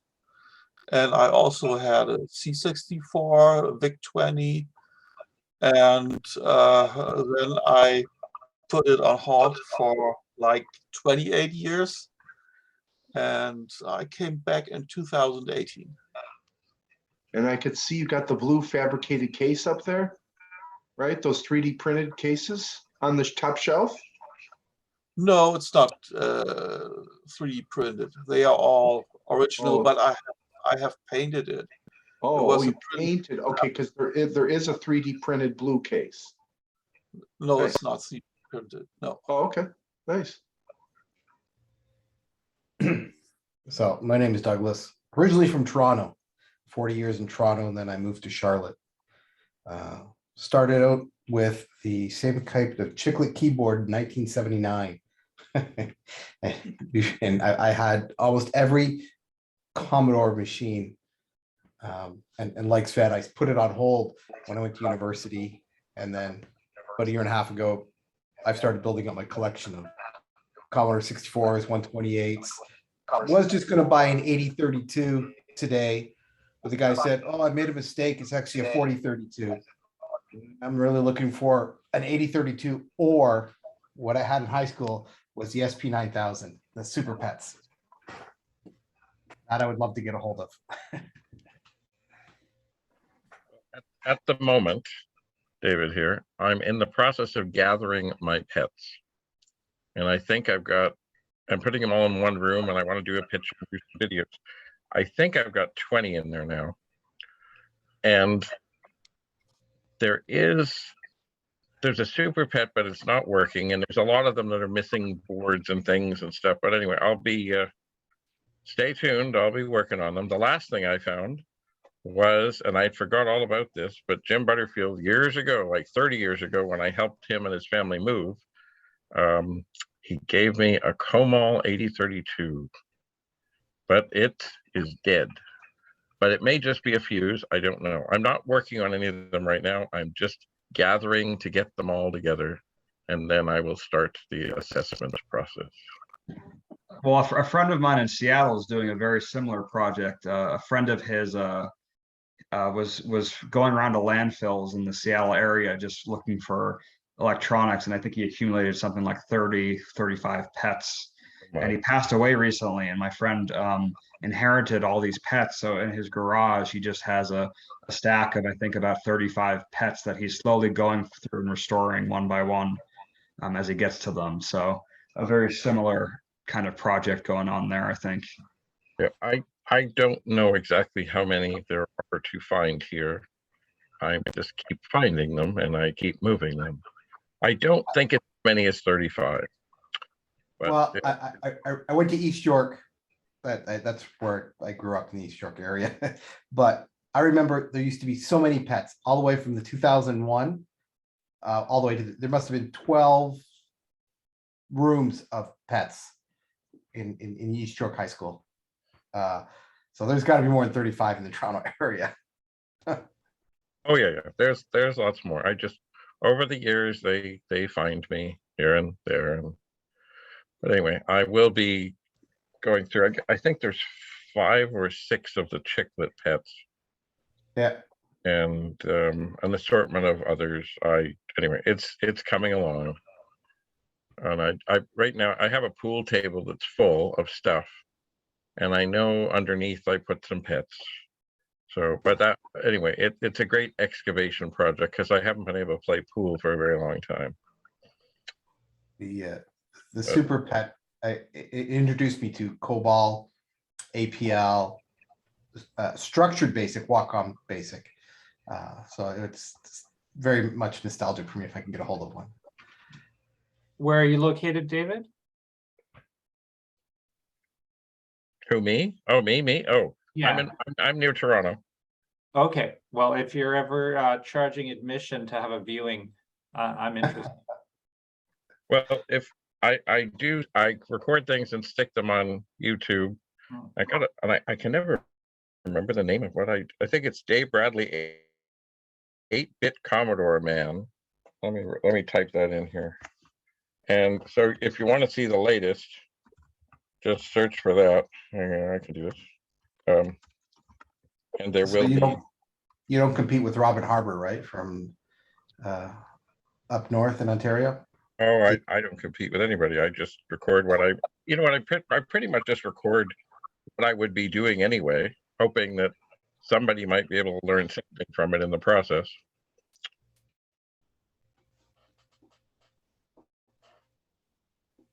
I will say that I have seen, Dave, I have seen a few of your videos, and I think 1 or 2 times I've had a repair where I found a video of yours and you faced the same issue, and that I've been able to diagnose something from them. So I will say they are useful. All right. Well, as I say, I just try That's and cool. do what I do and hope that something else gets tweaked. Actually, the funny thing is with this Comal pet, I forgot all about it. I opened it up and literally on the video, I discovered, what is this at first I thought it might be a super pet. And then when I turned the board and I saw it was from Denmark, I said, oh, now it's all coming back to me. Anyway, I will keep on keeping on. I think I don't remember how many. I've got more than 1,000 various videos, and it was really inspired by Sid Bolton, who unfortunately is no longer with us.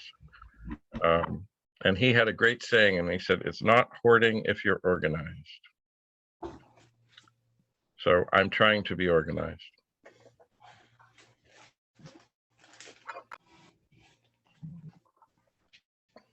Okay, I'll go. I'm Dan Goswick.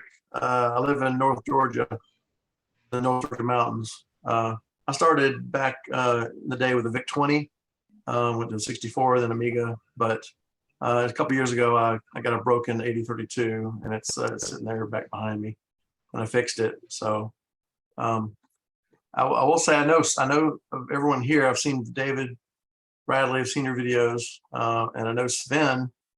Sven Peterson. He makes some remarkable modern day electronics gear for these old computers. He's got a GitHub. You got to check it out. It's really good. Cool. So Sven, drop the link in the chat for your GitHub. Sounds good. Dan, thanks, Dan. And Dan's got a pet too. Got a lot of pets. I was going to mention something regarding Sam and his restoration of this Amiga 1000. When I get some time, which I don't know when this is going to be, but I've got the Amiga 4000 that Dr. Claw gave me that has a battery that exploded, right? On the motherboard. So that's going to be a fun restoration project, is replacing the exploded battery on that motherboard. So I recently got some feedback from Stefan, who texted me some good ideas. Does anybody else have any experience with Amiga 4000 restoration? Not 4,000. I put a link in the chat about the guy that I know is the best guy for that. Yeah. From what I understand, if you pay for the shipping and you pay for any components that are needed, he will do it for free for you. Yeah, but you also have to agree to let him do it on his channel. Chris is pretty funny. Yeah, he's a He's good pretty guy. funny. Mr. Pajama Guy is what I call him. Yeah, Chris he's amazing when it comes to that. I have a 64. I never had a 128. I have an Amiga 1200. That is my prize piece of my collection. I love my 1200. And let me ask you, because I've seen enough horror stories with people getting their computer smashed in shipping. What state is he in? Ooh, I don't know. Okay, have you seen some of these photos where somebody buys, an Atari or a Commodore and it comes in 1,000 pieces? Watch his videos. Everything's on YouTube. He hosts live events when he's doing like a cleaning or a repair and lets people ask him questions live while he's doing the repair. So he tries to teach you, but then he also takes questions in the middle of the repair. So people can really truly learn from him. He's really good at what he does. That's cool. So watch some of his YouTube videos. Okay. Yeah, that's what I would do, and then reach out to him. He is a really good guy. He's the guy that made Pimiga, which is the thing that I put on your Pi. Sweet. Well, that's a reference enough. He's on the East Coast somewhere. I met him at VCF East back in April, and he drove there. Like it wasn't that far from New Jersey, so he's over there. Are you running Pimiga, Dan? No, I have an Amiga 12. I have my original Amiga 1200 and Amiga 500 from back in the day. So Okay. I haven't. No, I haven't. I've run Amiga on a Mister before, but not. I haven't messed with the Pi Amiga. Yeah, I have an Amiga 500, but I'm trying to save my components from burning out. So, and plus, Yeah. Claw's been talking about Pi for so long. So I just Pi like, is the new Commodore. let me It try to- really is. Well, I don't know about that, but Well, I got myself a hold of a blast vampire, me. standalone, which is pretty Say that interesting. again. I'm sorry, Dan. The vampire standalone? For which one? The 500? No. It runs on an FPGA. It's from Gunnar. Oh, I So forget his standalone, last name.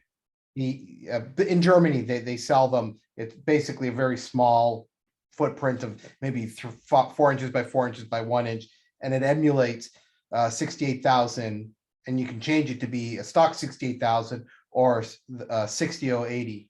Runs at pretty high. So it runs all the old classic Workbench on the Amiga, plus the new incarnations of Coffin and Sweet. Can you drop the link here? yeah, I'll see if I can find it. But I have 3 2000s on the go, each one in a different problem. Okay. Two batteries Listen, are destroyed. listen, that- everybody, I'm gonna go up and eat supper and spend Thanks, some time. Dan. I Thank you hope for the demo. enjoyed what I- Really appreciate it. Yeah, it was interesting. I expected mostly all Toronto people. I'm surprised that this has become so international, you know. Just I know before you that go- there's big.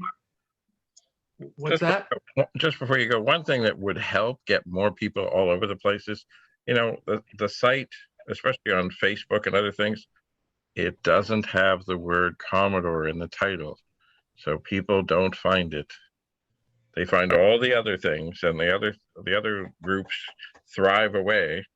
But unless you know to put in TPUG or Toronto Pet Users Group, you will never find it. I've said this a number of times. Just put over at the end, the world's large, oldest Commodore group, and it will show up in searches. But if you search for Commodore, you will not find TPUG.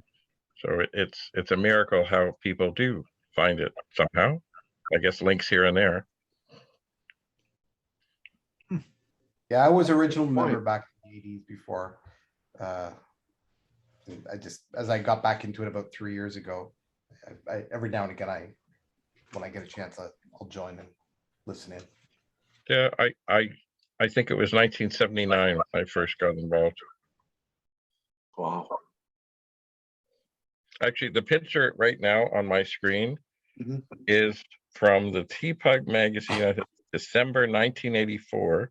It's awesome. And that, I'm in the front, my twin brother's behind me, and that is our BBS room. Sweet. And The- some of those fan. machines I still have. And we worked with a fellow who he was at TPUG for a little bit, David Williams, and we did ROM changes so that if there was a power failure, the PET would reset itself and start the board back up. And what else? Oh, there was a thing he would have run that if anything changed in the machine while it was just sitting there and nothing was happening, it would automatically reboot to prevent anything from going bad. He used to say, when a cosmic ray comes calling, you need to reboot. Yeah. Anyway, David, appreciate the memories. It's awesome. What happened to your BBS archive? Did you archive any of that data? well, you know what? A bunch of it's on a 9090 that was working, but at the moment it has stopped working, although it sounds like it should work. So I have some work to do on that. Actually, anyway, it is all in my memories, but no, you know what? Somewhere there's more discs. I have much to go through, boxes and boxes and boxes. Okay. We ran the it was the Steve Punter stuff, and then eventually it was the Punter Net. And PunterNet? Yep. Okay. But we started on the PET before the Punter Net existed, because of course, when we first used, like, the first board was 300 baud, and you had to build an answer circuit, and it used an acoustic coupler. You were not allowed to connect to the phone line, you know. So anyway, I still have it. Actually, I was going to donate all that stuff to Sid Bolton, but he died.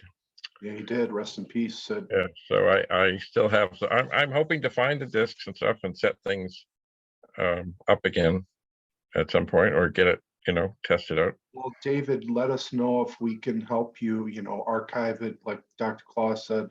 We got Commodore Archive Project. We can kind of fold it in, you know, into that, share our data, because I get, last time I was at the Vintage Computer Festival, somebody came from down south and said that they lost their server from the 80s, their BBS, in some flood. All the data with it just evaporated, you know. That's So called that's what location we're trying to- risk. What? That's location risk. Okay. Backups of backups of backups, man. That's, you know, when it comes to something like this, you've got to have more than one set of backups, and they have to be on more than one site. Like another thing that's cool about the Nextcloud server I was telling you about is anybody else anywhere in the world can spin one up, and we can create what's called a federated cloud where they synchronize. So let's say one of you uploads a file to it, that file will then, that server will then say, talk to the other servers and spread that file across them, so that there's backups of backups. Location risk is gone. So you don't have to worry about power outages. You don't have to worry about floods. You don't have to worry about fires. You don't have to worry about any of that. Everybody has copies of everything, plus the copies that are on the computer when you run the client. So like your main computer will also have copies of that you can directly access just by regular file browsing. It's hugely important for a group of folks that want to maintain backups and copies of especially something as crucial as old Commodore and Amiga technology. That's why I'm talking about the, you know, David having this opportunity to back up everything and keep it, because as Sam was saying, these tapes are degrading. And then what happens when you have one backup on a computer? It goes down. Yep. So let us know, David. Well, you know, the sad thing is I was just getting everything ready to do a backup of everything when things went strange. But I may have it on disk somewhere. What happened? What went strange? Oh no, that's when the 9090 stopped communicating. Okay. So it's like, oh, not Oh, now. It had worked for so long, it was so fine, and then it wasn't. Well, you guys could probably see how much going back and forth I'm doing here just to get this one tape archived. Like some of these tapes are really, really on their last legs. So, you know, now's the time. This could be your only, Sam, this could be your only chance to archive it right now. No, it could be. That's why I actually had a little bit of a heart attack when when the first tape I had of this program, the old splice in it broke. Oh, no. And then it started getting eaten by the tape recorder. But luckily I got everything off of it. But it was a pretty close call there where I thought, oh crap, maybe this is lost. But it worked out in the end. Whew. So you just shared the Bible. So is this all the stuff from the cassettes? No, that's just the Bible. So the cassette stuff I'm doing this right is the basic program that you're doing now. Yeah, this is the card you basic showed stuff. us. Yeah, Okay. the manual that's over here. That is what I'm doing right now. Is it's a whole basic lesson system of, like, you know, it's got, I mean, I don't know how many lessons are on there. They're numbered. Within each lesson, there's maybe three, or there's anywhere between 2 and 4, I think, lessons within each lesson, and there's 10 total. Plus, there's some programs. Now I'm in the example program section, and I'm trying to get the last couple on there, but they're really, the end of the tape really isn't doing too well trying to load it. But it's interesting. So it loads up this program. It loads up with a little early demo of kind of explaining why a pet user might want to know how to type in BASIC, which I think is pretty self-explanatory anyway. And it actually has a menu that comes up which says all the lessons that you can choose from, and then it loads from the cassette. So you click, you know, lesson one or whatever. I forget what it looks like. I haven't loaded the menu in a little while now because I've been slowly making my way through these.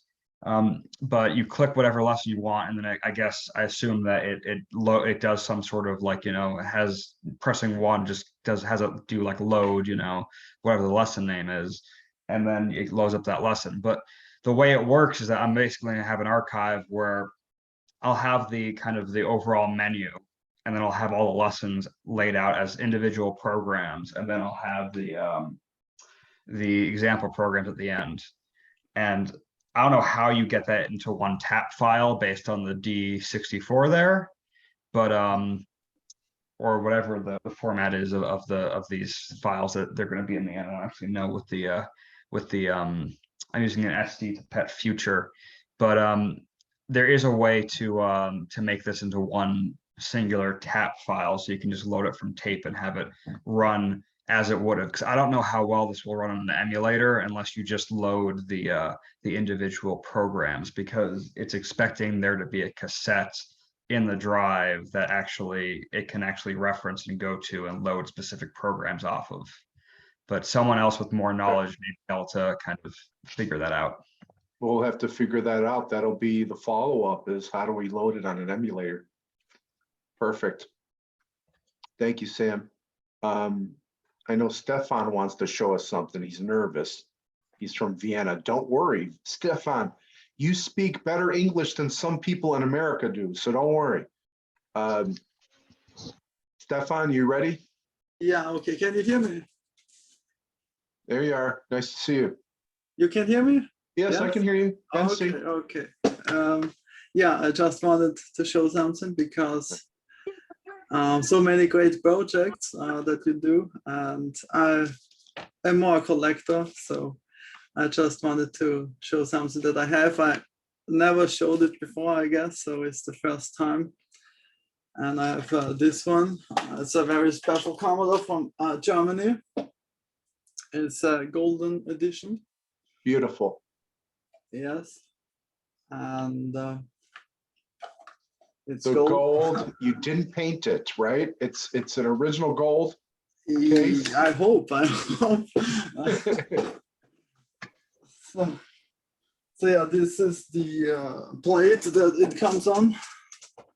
So it's not usually it's mounted here, but I removed it. So it says golden version on 1 million Commodore sold in Austria, in Germany. It was German. And I got this, I don't know, 10 years ago, something like that. Or I don't know. But the story is that the guy had, I don't know, somehow a connection to Commodore. And later it was hanging in his taxi cab. Oh, company. Really?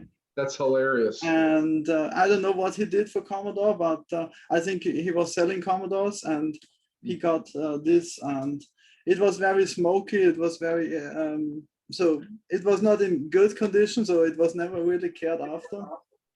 You know, with a lot of smoke on it, but yeah, it's a nice Commodore, I guess.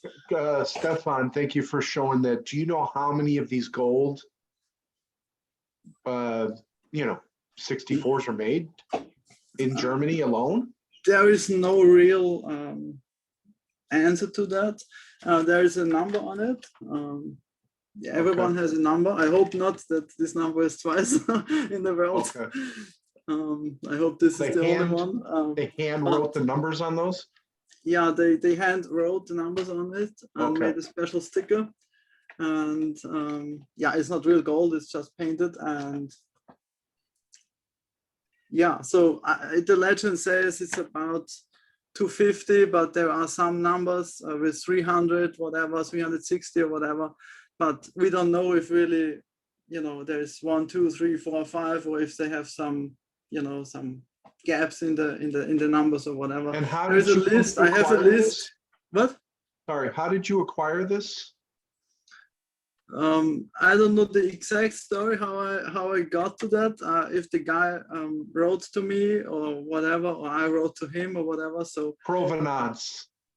And it was long years ago, like over 10 years. I have to look it up, but yeah, the guy told me he has one, and I thought, okay, I should collect it, so I have it, but I never hang it up. I really never see it myself. It's a bit a shame because it's a nice unit. I should mount it somewhere, but I always stored it just on a secret place. Oh, that's wonderful. Thank you for showing us. When's the last time you turned it on?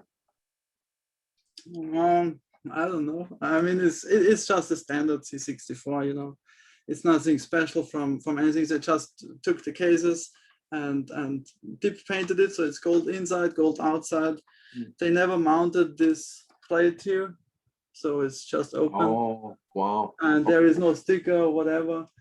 I just know this, and my friend said it is original. So I mean, with the plate, I guess it's hard to, there is some replica, but this is original. They just painted. Also, I'm not sure what's the painting technique, but they just painted the Etching? gold. Yeah, is that like an etching or something? And no, it's like pad printing, I guess, pad printing or something like that. So you make this shape, and the machine, pads it onto the glass. It's a plexiglass, and they paint the gold, the lines. This is a schematic, I guess, from Amiga, some Amiga, and they printed it the gold, and then they just covered the whole back with black. So they just covered it, and there are some holes for mounting it, and a small gap here on the side. And the special thing is the text is on the upper side printed, so it makes a shadow on the back. So the back of this golden thing here is completely gold, and on top of the glass they printed the text, so it makes a shadow because the glass is like 5 or 8 millimeters thick, and it makes a nice look on that. I have a question? Yeah. Can we get high res pictures of that? That thing is awesome. Could you? I don't know if you have like a smartphone or something like that has like a decent camera on it that you could send some really high quality pictures. I mean, that thing is that's art right there. Yeah, I tried it, but it's hard to photograph because of the the light, the glass and stuff like that is reflecting, and it's not like continuous on every surface. It's like you always have some kind of picture trouble, some I mean, there is some pictures online of this, but yeah, I mean, I can upload a photo or something, but there is also a replication of this. So if you want to buy it, I guess for some €100 you get a replication, but it's of course not the same quality and same stuff, but someone did a replication in Poland, I guess, so you can buy it just to have it. But yeah, I hope this is original. Was not that cheap. They it's not a good, there's no real market for this, and they do not sell often, but they sell in Germany sometimes, maybe once a year or whatever.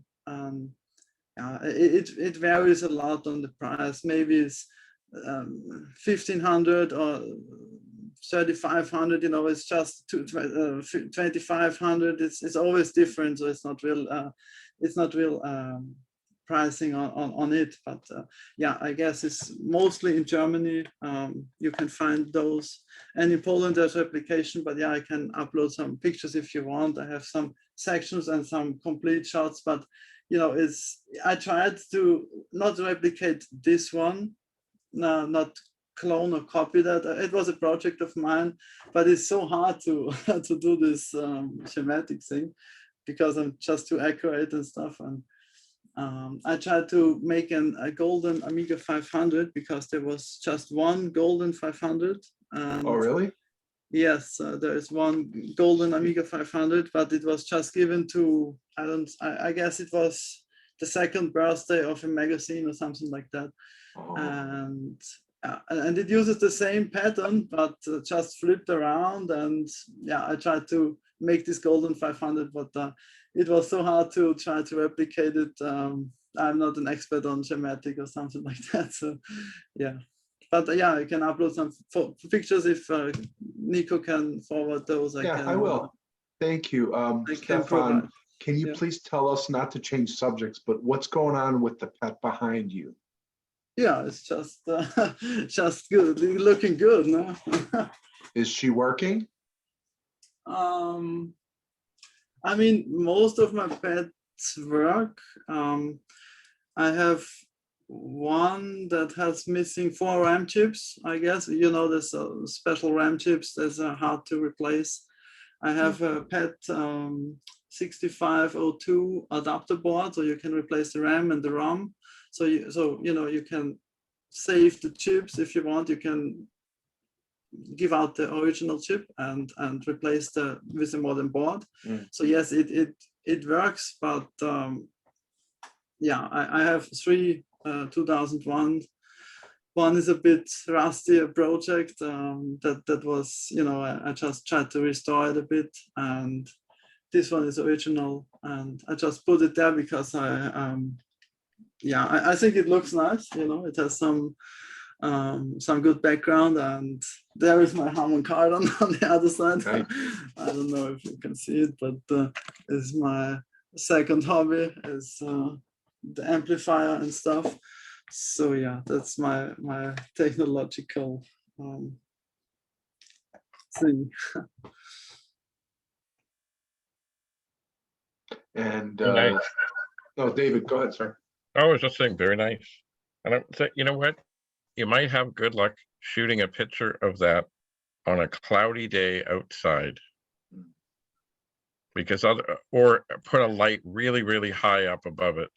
That's what I So was you going to really- suggest, you're like really- a kitchen, someplace where you can get a high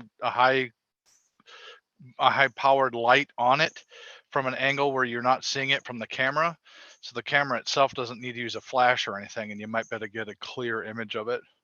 Or take video and then play the video back in ultra slow motion and clip an image out of the video when you get a good clean shot of a video. Yeah, but the camera is also reflecting, you know, the camera is reflecting, and the gold stripes are different, and the shadow of the text, and you know, it's a very complex thing. I mean, there are scanners who can, you know, there is a technology out there that you can really, you know, if you scan a valuable painting, like a real painting and artwork, there is a scanner that can, you know, do A laser scanner. 5 centimeters, something like that, and you just scan it without touching it or without you know, interrupting the image and stuff like that. There is this technology, but of course it would cost a lot to do that for this thing, I guess. But yeah, I mean, I try to make some pictures. I can, you know, provide it online if you want, or you can text me on Facebook or whatever. So Or you can send it to me and I'll send it to them. Yeah. I can show you. I can ship the computer. Like every month, someone else gets it. Upload it to the board. I know there's a lot of people that are into very retro computers that would love to have a good clean image of that on the BBS. I'm not kidding. They would. Yeah. Funny, because way back, there was a scandal in TPUG when out came the millionth Vic. And I don't know. TPUG put it on the front of the magazine, and they misspelled the word millionth. Oh. It was the millionth Vic. Yeah, And that it wasn't long after, or maybe it was the Torpet. It wasn't long after that the TPUG magazine came and the Torpet left. Oh, the scandal! Oh my God! Yeah, I don't know how many collectors are out there, but I don't know if you know this one. I don't unpack it now, but it's Amiga 1200. Ooh. And this is some kind of strange one because it has a different plastics and different shape and different mold than all the others that I ever saw. So it's not really special that you see it, but if you know the details, it's pretty crazy. So it does not have, I don't know if you know this, but there is a port on the cover on the back, so you can make There expansions, and this does not have it. So Commodore added this later on, and it does also not have the screw holes inside and stuff like that. It does not have the power LED on the, you know, the text on the LED, and it has no sticker on the back. It has just the 00017, so it may be the 17 unit. maybe it's a prototype. Yes, maybe it's like a prototype unit or a pre-production run, and yeah, it's different also inside. So they really have to reshape the metal mold to make those computers just before launching.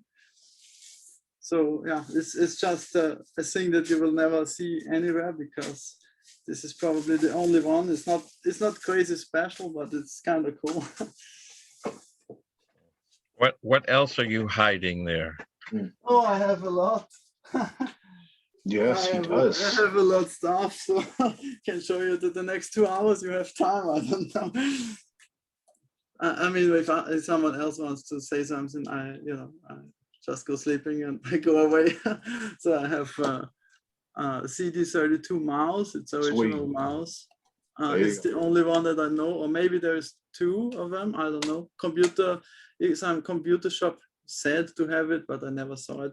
So it's real like plastic. It's not like painted or anything. So Do you still have your CD332s, or did you sell them? yeah, I still have it because I really hate them. I tried to repair them and replace the capacitor and stuff like that, and then I left it laying around, and then the laser stopped working on most units for whatever reason. But yeah, I just have to try to clean the laser and assemble it again. I don't know what happened, but yeah, it's a bit pain, you know, with all technology. It's I have so many projects and so many stuff. So yeah, many things. What other prototypes do you have that you could show us? That I can show you? Okay. Prototypes. Or any rare Yeah, model? I mean, I don't know if you're interested in Amiga or just 8-bit. I have more Amiga stuff, you know. My I'm answer is more of an yes. Amiga too. I get you. I have a 64, but I was introduced mostly to it in an Amiga. When I was a kid, I wanted one so bad. We were poor though, and we couldn't afford one at the time. So it wasn't until years later that I finally got my Amiga.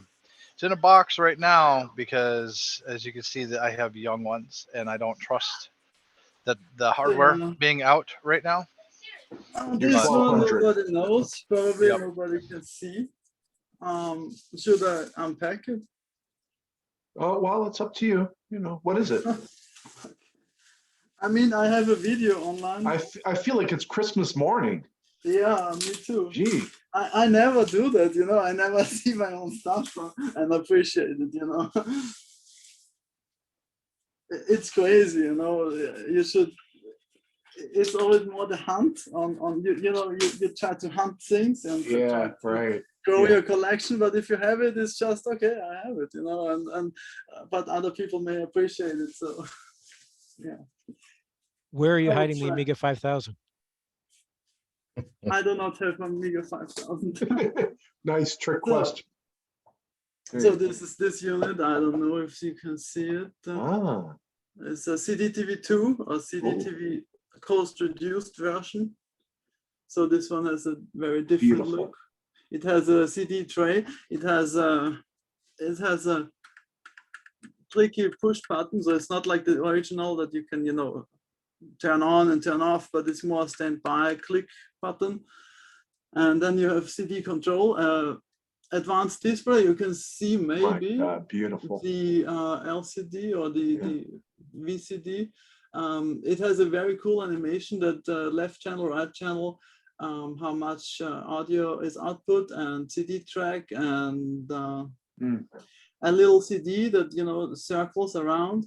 You have a PCMCIA port on the front, and a remote and the floppy built in. I love they put the floppy. Look at that. and keyboard on the front, but it is missing the cover. But I thought it's so special that I don't care about the cover. Yeah, I mean, it's just a very nice unit. It has power supply on the back.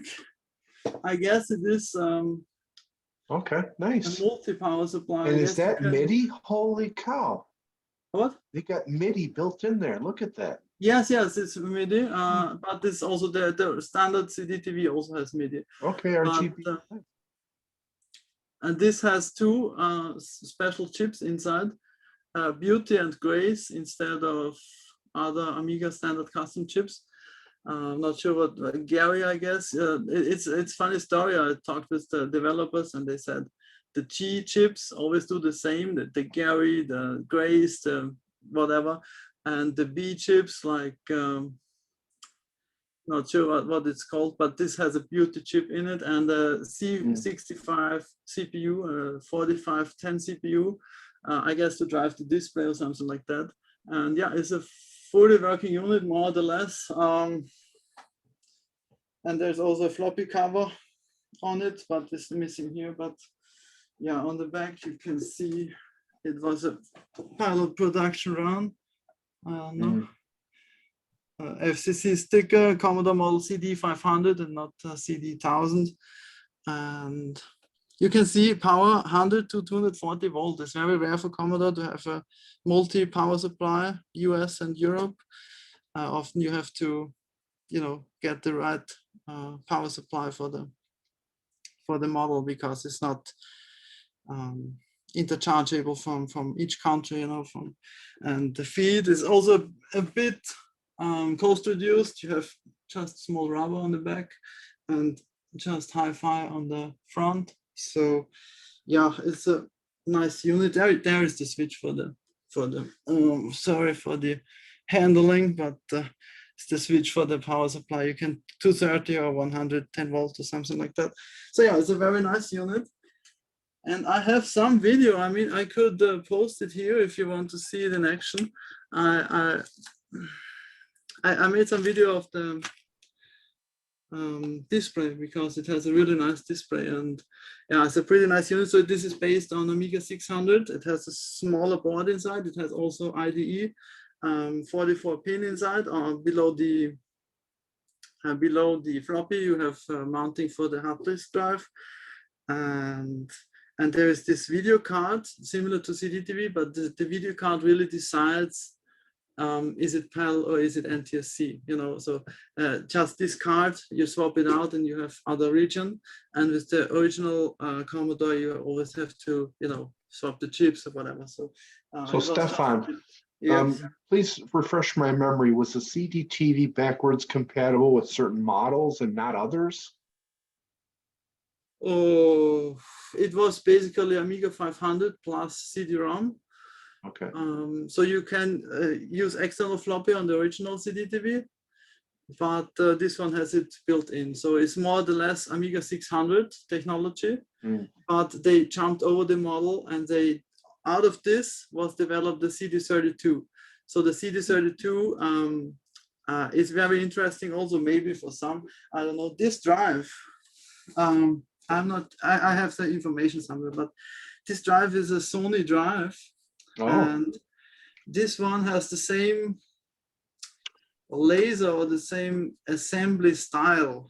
It's not the closed down, but it has the CD tray, but inside the laser is almost the same or the same like the CD32. So they took the technology out of this and make the cheap CD32 out of this unit. So the Akiko chip, the CD controller and stuff like that is probably developed for this unit and then just repackaged or whatever. So the development of this is more or less prototype of the CD32, if you want to say it like that. So yeah, that's all I can say about it. No, what I find beautiful here, I'll let other people say, but I find it beautiful that they were preserving the floppy, with the CDTV. I don't know, anything else from anybody? Yeah, that thing is really cool. I had a couple CD32s before. I even had an SX1 unit. So it basically was a 12 turned a CD32 into a 1200 with a CD-ROM drive on it. And that was pretty cool, but that was the only way you could get floppy on it. So if you wanted to use the older software and things like that, that was the only way to do it with the CD32. Whereas that one, clearly, you could hook it up and use any of the software that was made for the 500. Did they make anything for that worked similar to the sidecar where you could add a hard drive to it, or were you not able to add have add-ons for it like that? On the CD to VCR. Yes, on This that particular unit. Yeah. I mean, it has internal IDE 44 pin like Amiga 600, and it has an expansion cover, and it was planned to have a full motion video chip to put inside on the back. It has one slot over the video port, so you can add some stuff, but I guess it's not really that much expandable. I guess it was mostly, like I said, similar to the CD32. And I guess most developments of that carried over to the CD32. So it was planned as a VCD, video CD upgrade on the back. But yeah, other than that, it's not really much expandable. So you have the CD-ROM, you have the PCMC IRE card, the floppy drive, and all the Amiga connections that, you know, additional floppy drive and stuff like that. Is the workbench booting off the chip inside or the floppy? The kickstart is inside. It's a special version, of course. Okay. It's kind of on an add-on card, I guess, on this one. I'm not sure. This unit has, so it is a kickstart 2.0 based. Okay. The old one has 1.3, so this one was carried on to 2.0, and you have to boot it from a media like hard disk or floppy disk. But there is a side add-on card, like it has some kind of flash chip on it, I guess. That where the expansion ROM, also the CD TV, the CD player, the CD software, stuff like that, is based in an expansion ROM, I guess, and not on EPROM or something like that. And on this card on the side, there's a small plug-in card. This one has no IDs 44 chips on it, so there are some programs chips on it that are missing on this unit. So it works, but it has no hard disk capability. So I asked a developer, and he said he has it. So I could have tried it, but he never sent it to me. So I never upgraded it to IDE. So it's a bit sad, but yeah, it is what it is. Why, do you wake up at night, stay awake at night thinking about it? Yeah, of course. That's why I'm here. So the That's last awesome. the last thing for today, but I promise I will leave you. Is this one? So let me ask you one last question before you go to bed, because it's late. You said full motion video. Yeah. What format video can it play? MPEG 1, I guess. MPEG 1? Is what MPEG 1, I guess. It was MPEG decoder, you know, MPEG 1 video decoder. And MPEG 4 is what we use today, and MPEG Unbelievable.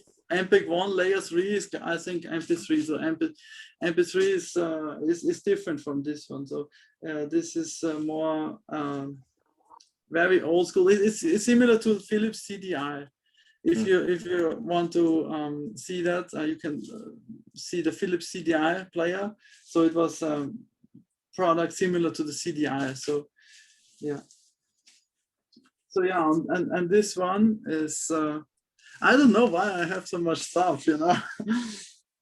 But this very special. This is the first Amiga ever made. It was done 6 months before Commodore shipped the Amiga, and it's a very special unit. It has no Amiga logo, it has just the Commodore, but it's really stamped into the case. I don't know if you can see it, but It's a bit packed now, but it's really stamped into the case, and it has no markings of Amiga or anything. It has just Commodore Amiga Development System D564 on the back. I mean, I don't know. It's a bit hard. There it is, yeah. So you have just the sticker on the back, and it has complete different motherboard. It has complete different case.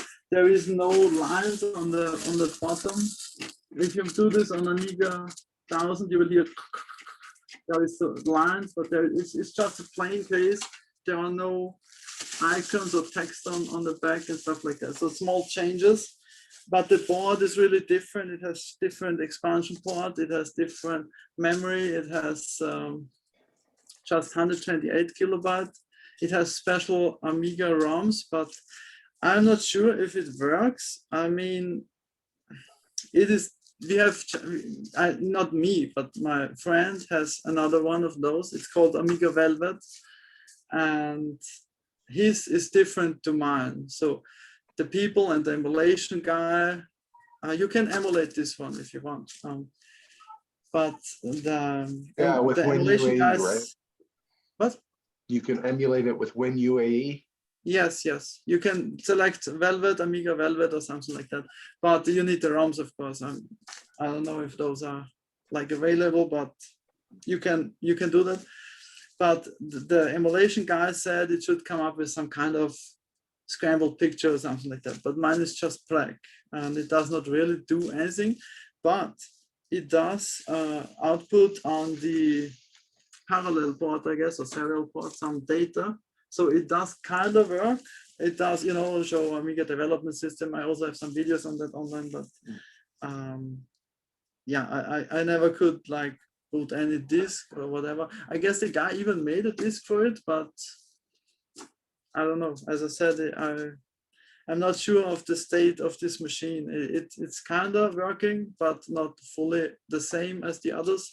So it's not sure if there is some kind of mod inside or some kind of software or some kind of, I guess the ROMs are the same, but you never know, it's just, it could be anything, like connection problem. It could be a different wire somewhere, whatever. So it's really hard to work on those machines because of that, but it's a very special machine. I guess I have some pictures, but I cannot add pictures to this chat. Oh. So Well, I know it's late, Stefan, so it's 3:30 there in Vienna. Thank you for sharing. Thank you for everybody for attending and sharing. And, I don't know if we want to continue or shut it down, but we've got. I mean, I have to save some stuff for the next meeting, right? Yeah. So, I got one more thing for Stefan if he's going to go. If you're an Amiga guy, there is VBS that is maintained, run, and operated off an Amiga. It's called Absinthe BBS. You can find it in that Telenet guide link that I put on there. The guy has written most of his own software for the Amiga 1200. It has multiple nodes, and he's really cool guy. And everything that he has on there is handwritten for the Amiga, and he works diligently to make sure that it stays running and that it's compatible with everything. And you can tell when you connect up. If you use that software that I posted, it supports the Amiga format for the graphics, and it is absolutely beautiful to see like the work that he's done. So if you get a chance, it's called Absinthe BBS. It's really well done. Oh, cool! Yeah, that's very interesting that the BBS, it's growing, I guess.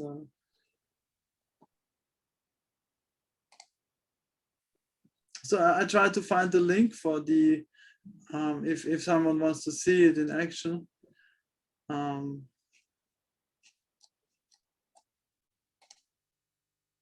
I don't know if anybody here caught it in Stranger Things. The latest season, the Amiga was prominent in helping them solve that. I think it was at 1000. If you can go back and watch season 4, where No spoilers, no spoilers here. Yeah, no. When you watch it, you go back, slow it down, you'll see that the individual using it was an Amiga. And they sneak into their fathers to do business work, but it's an Amiga. That's awesome. Prototype. There is one.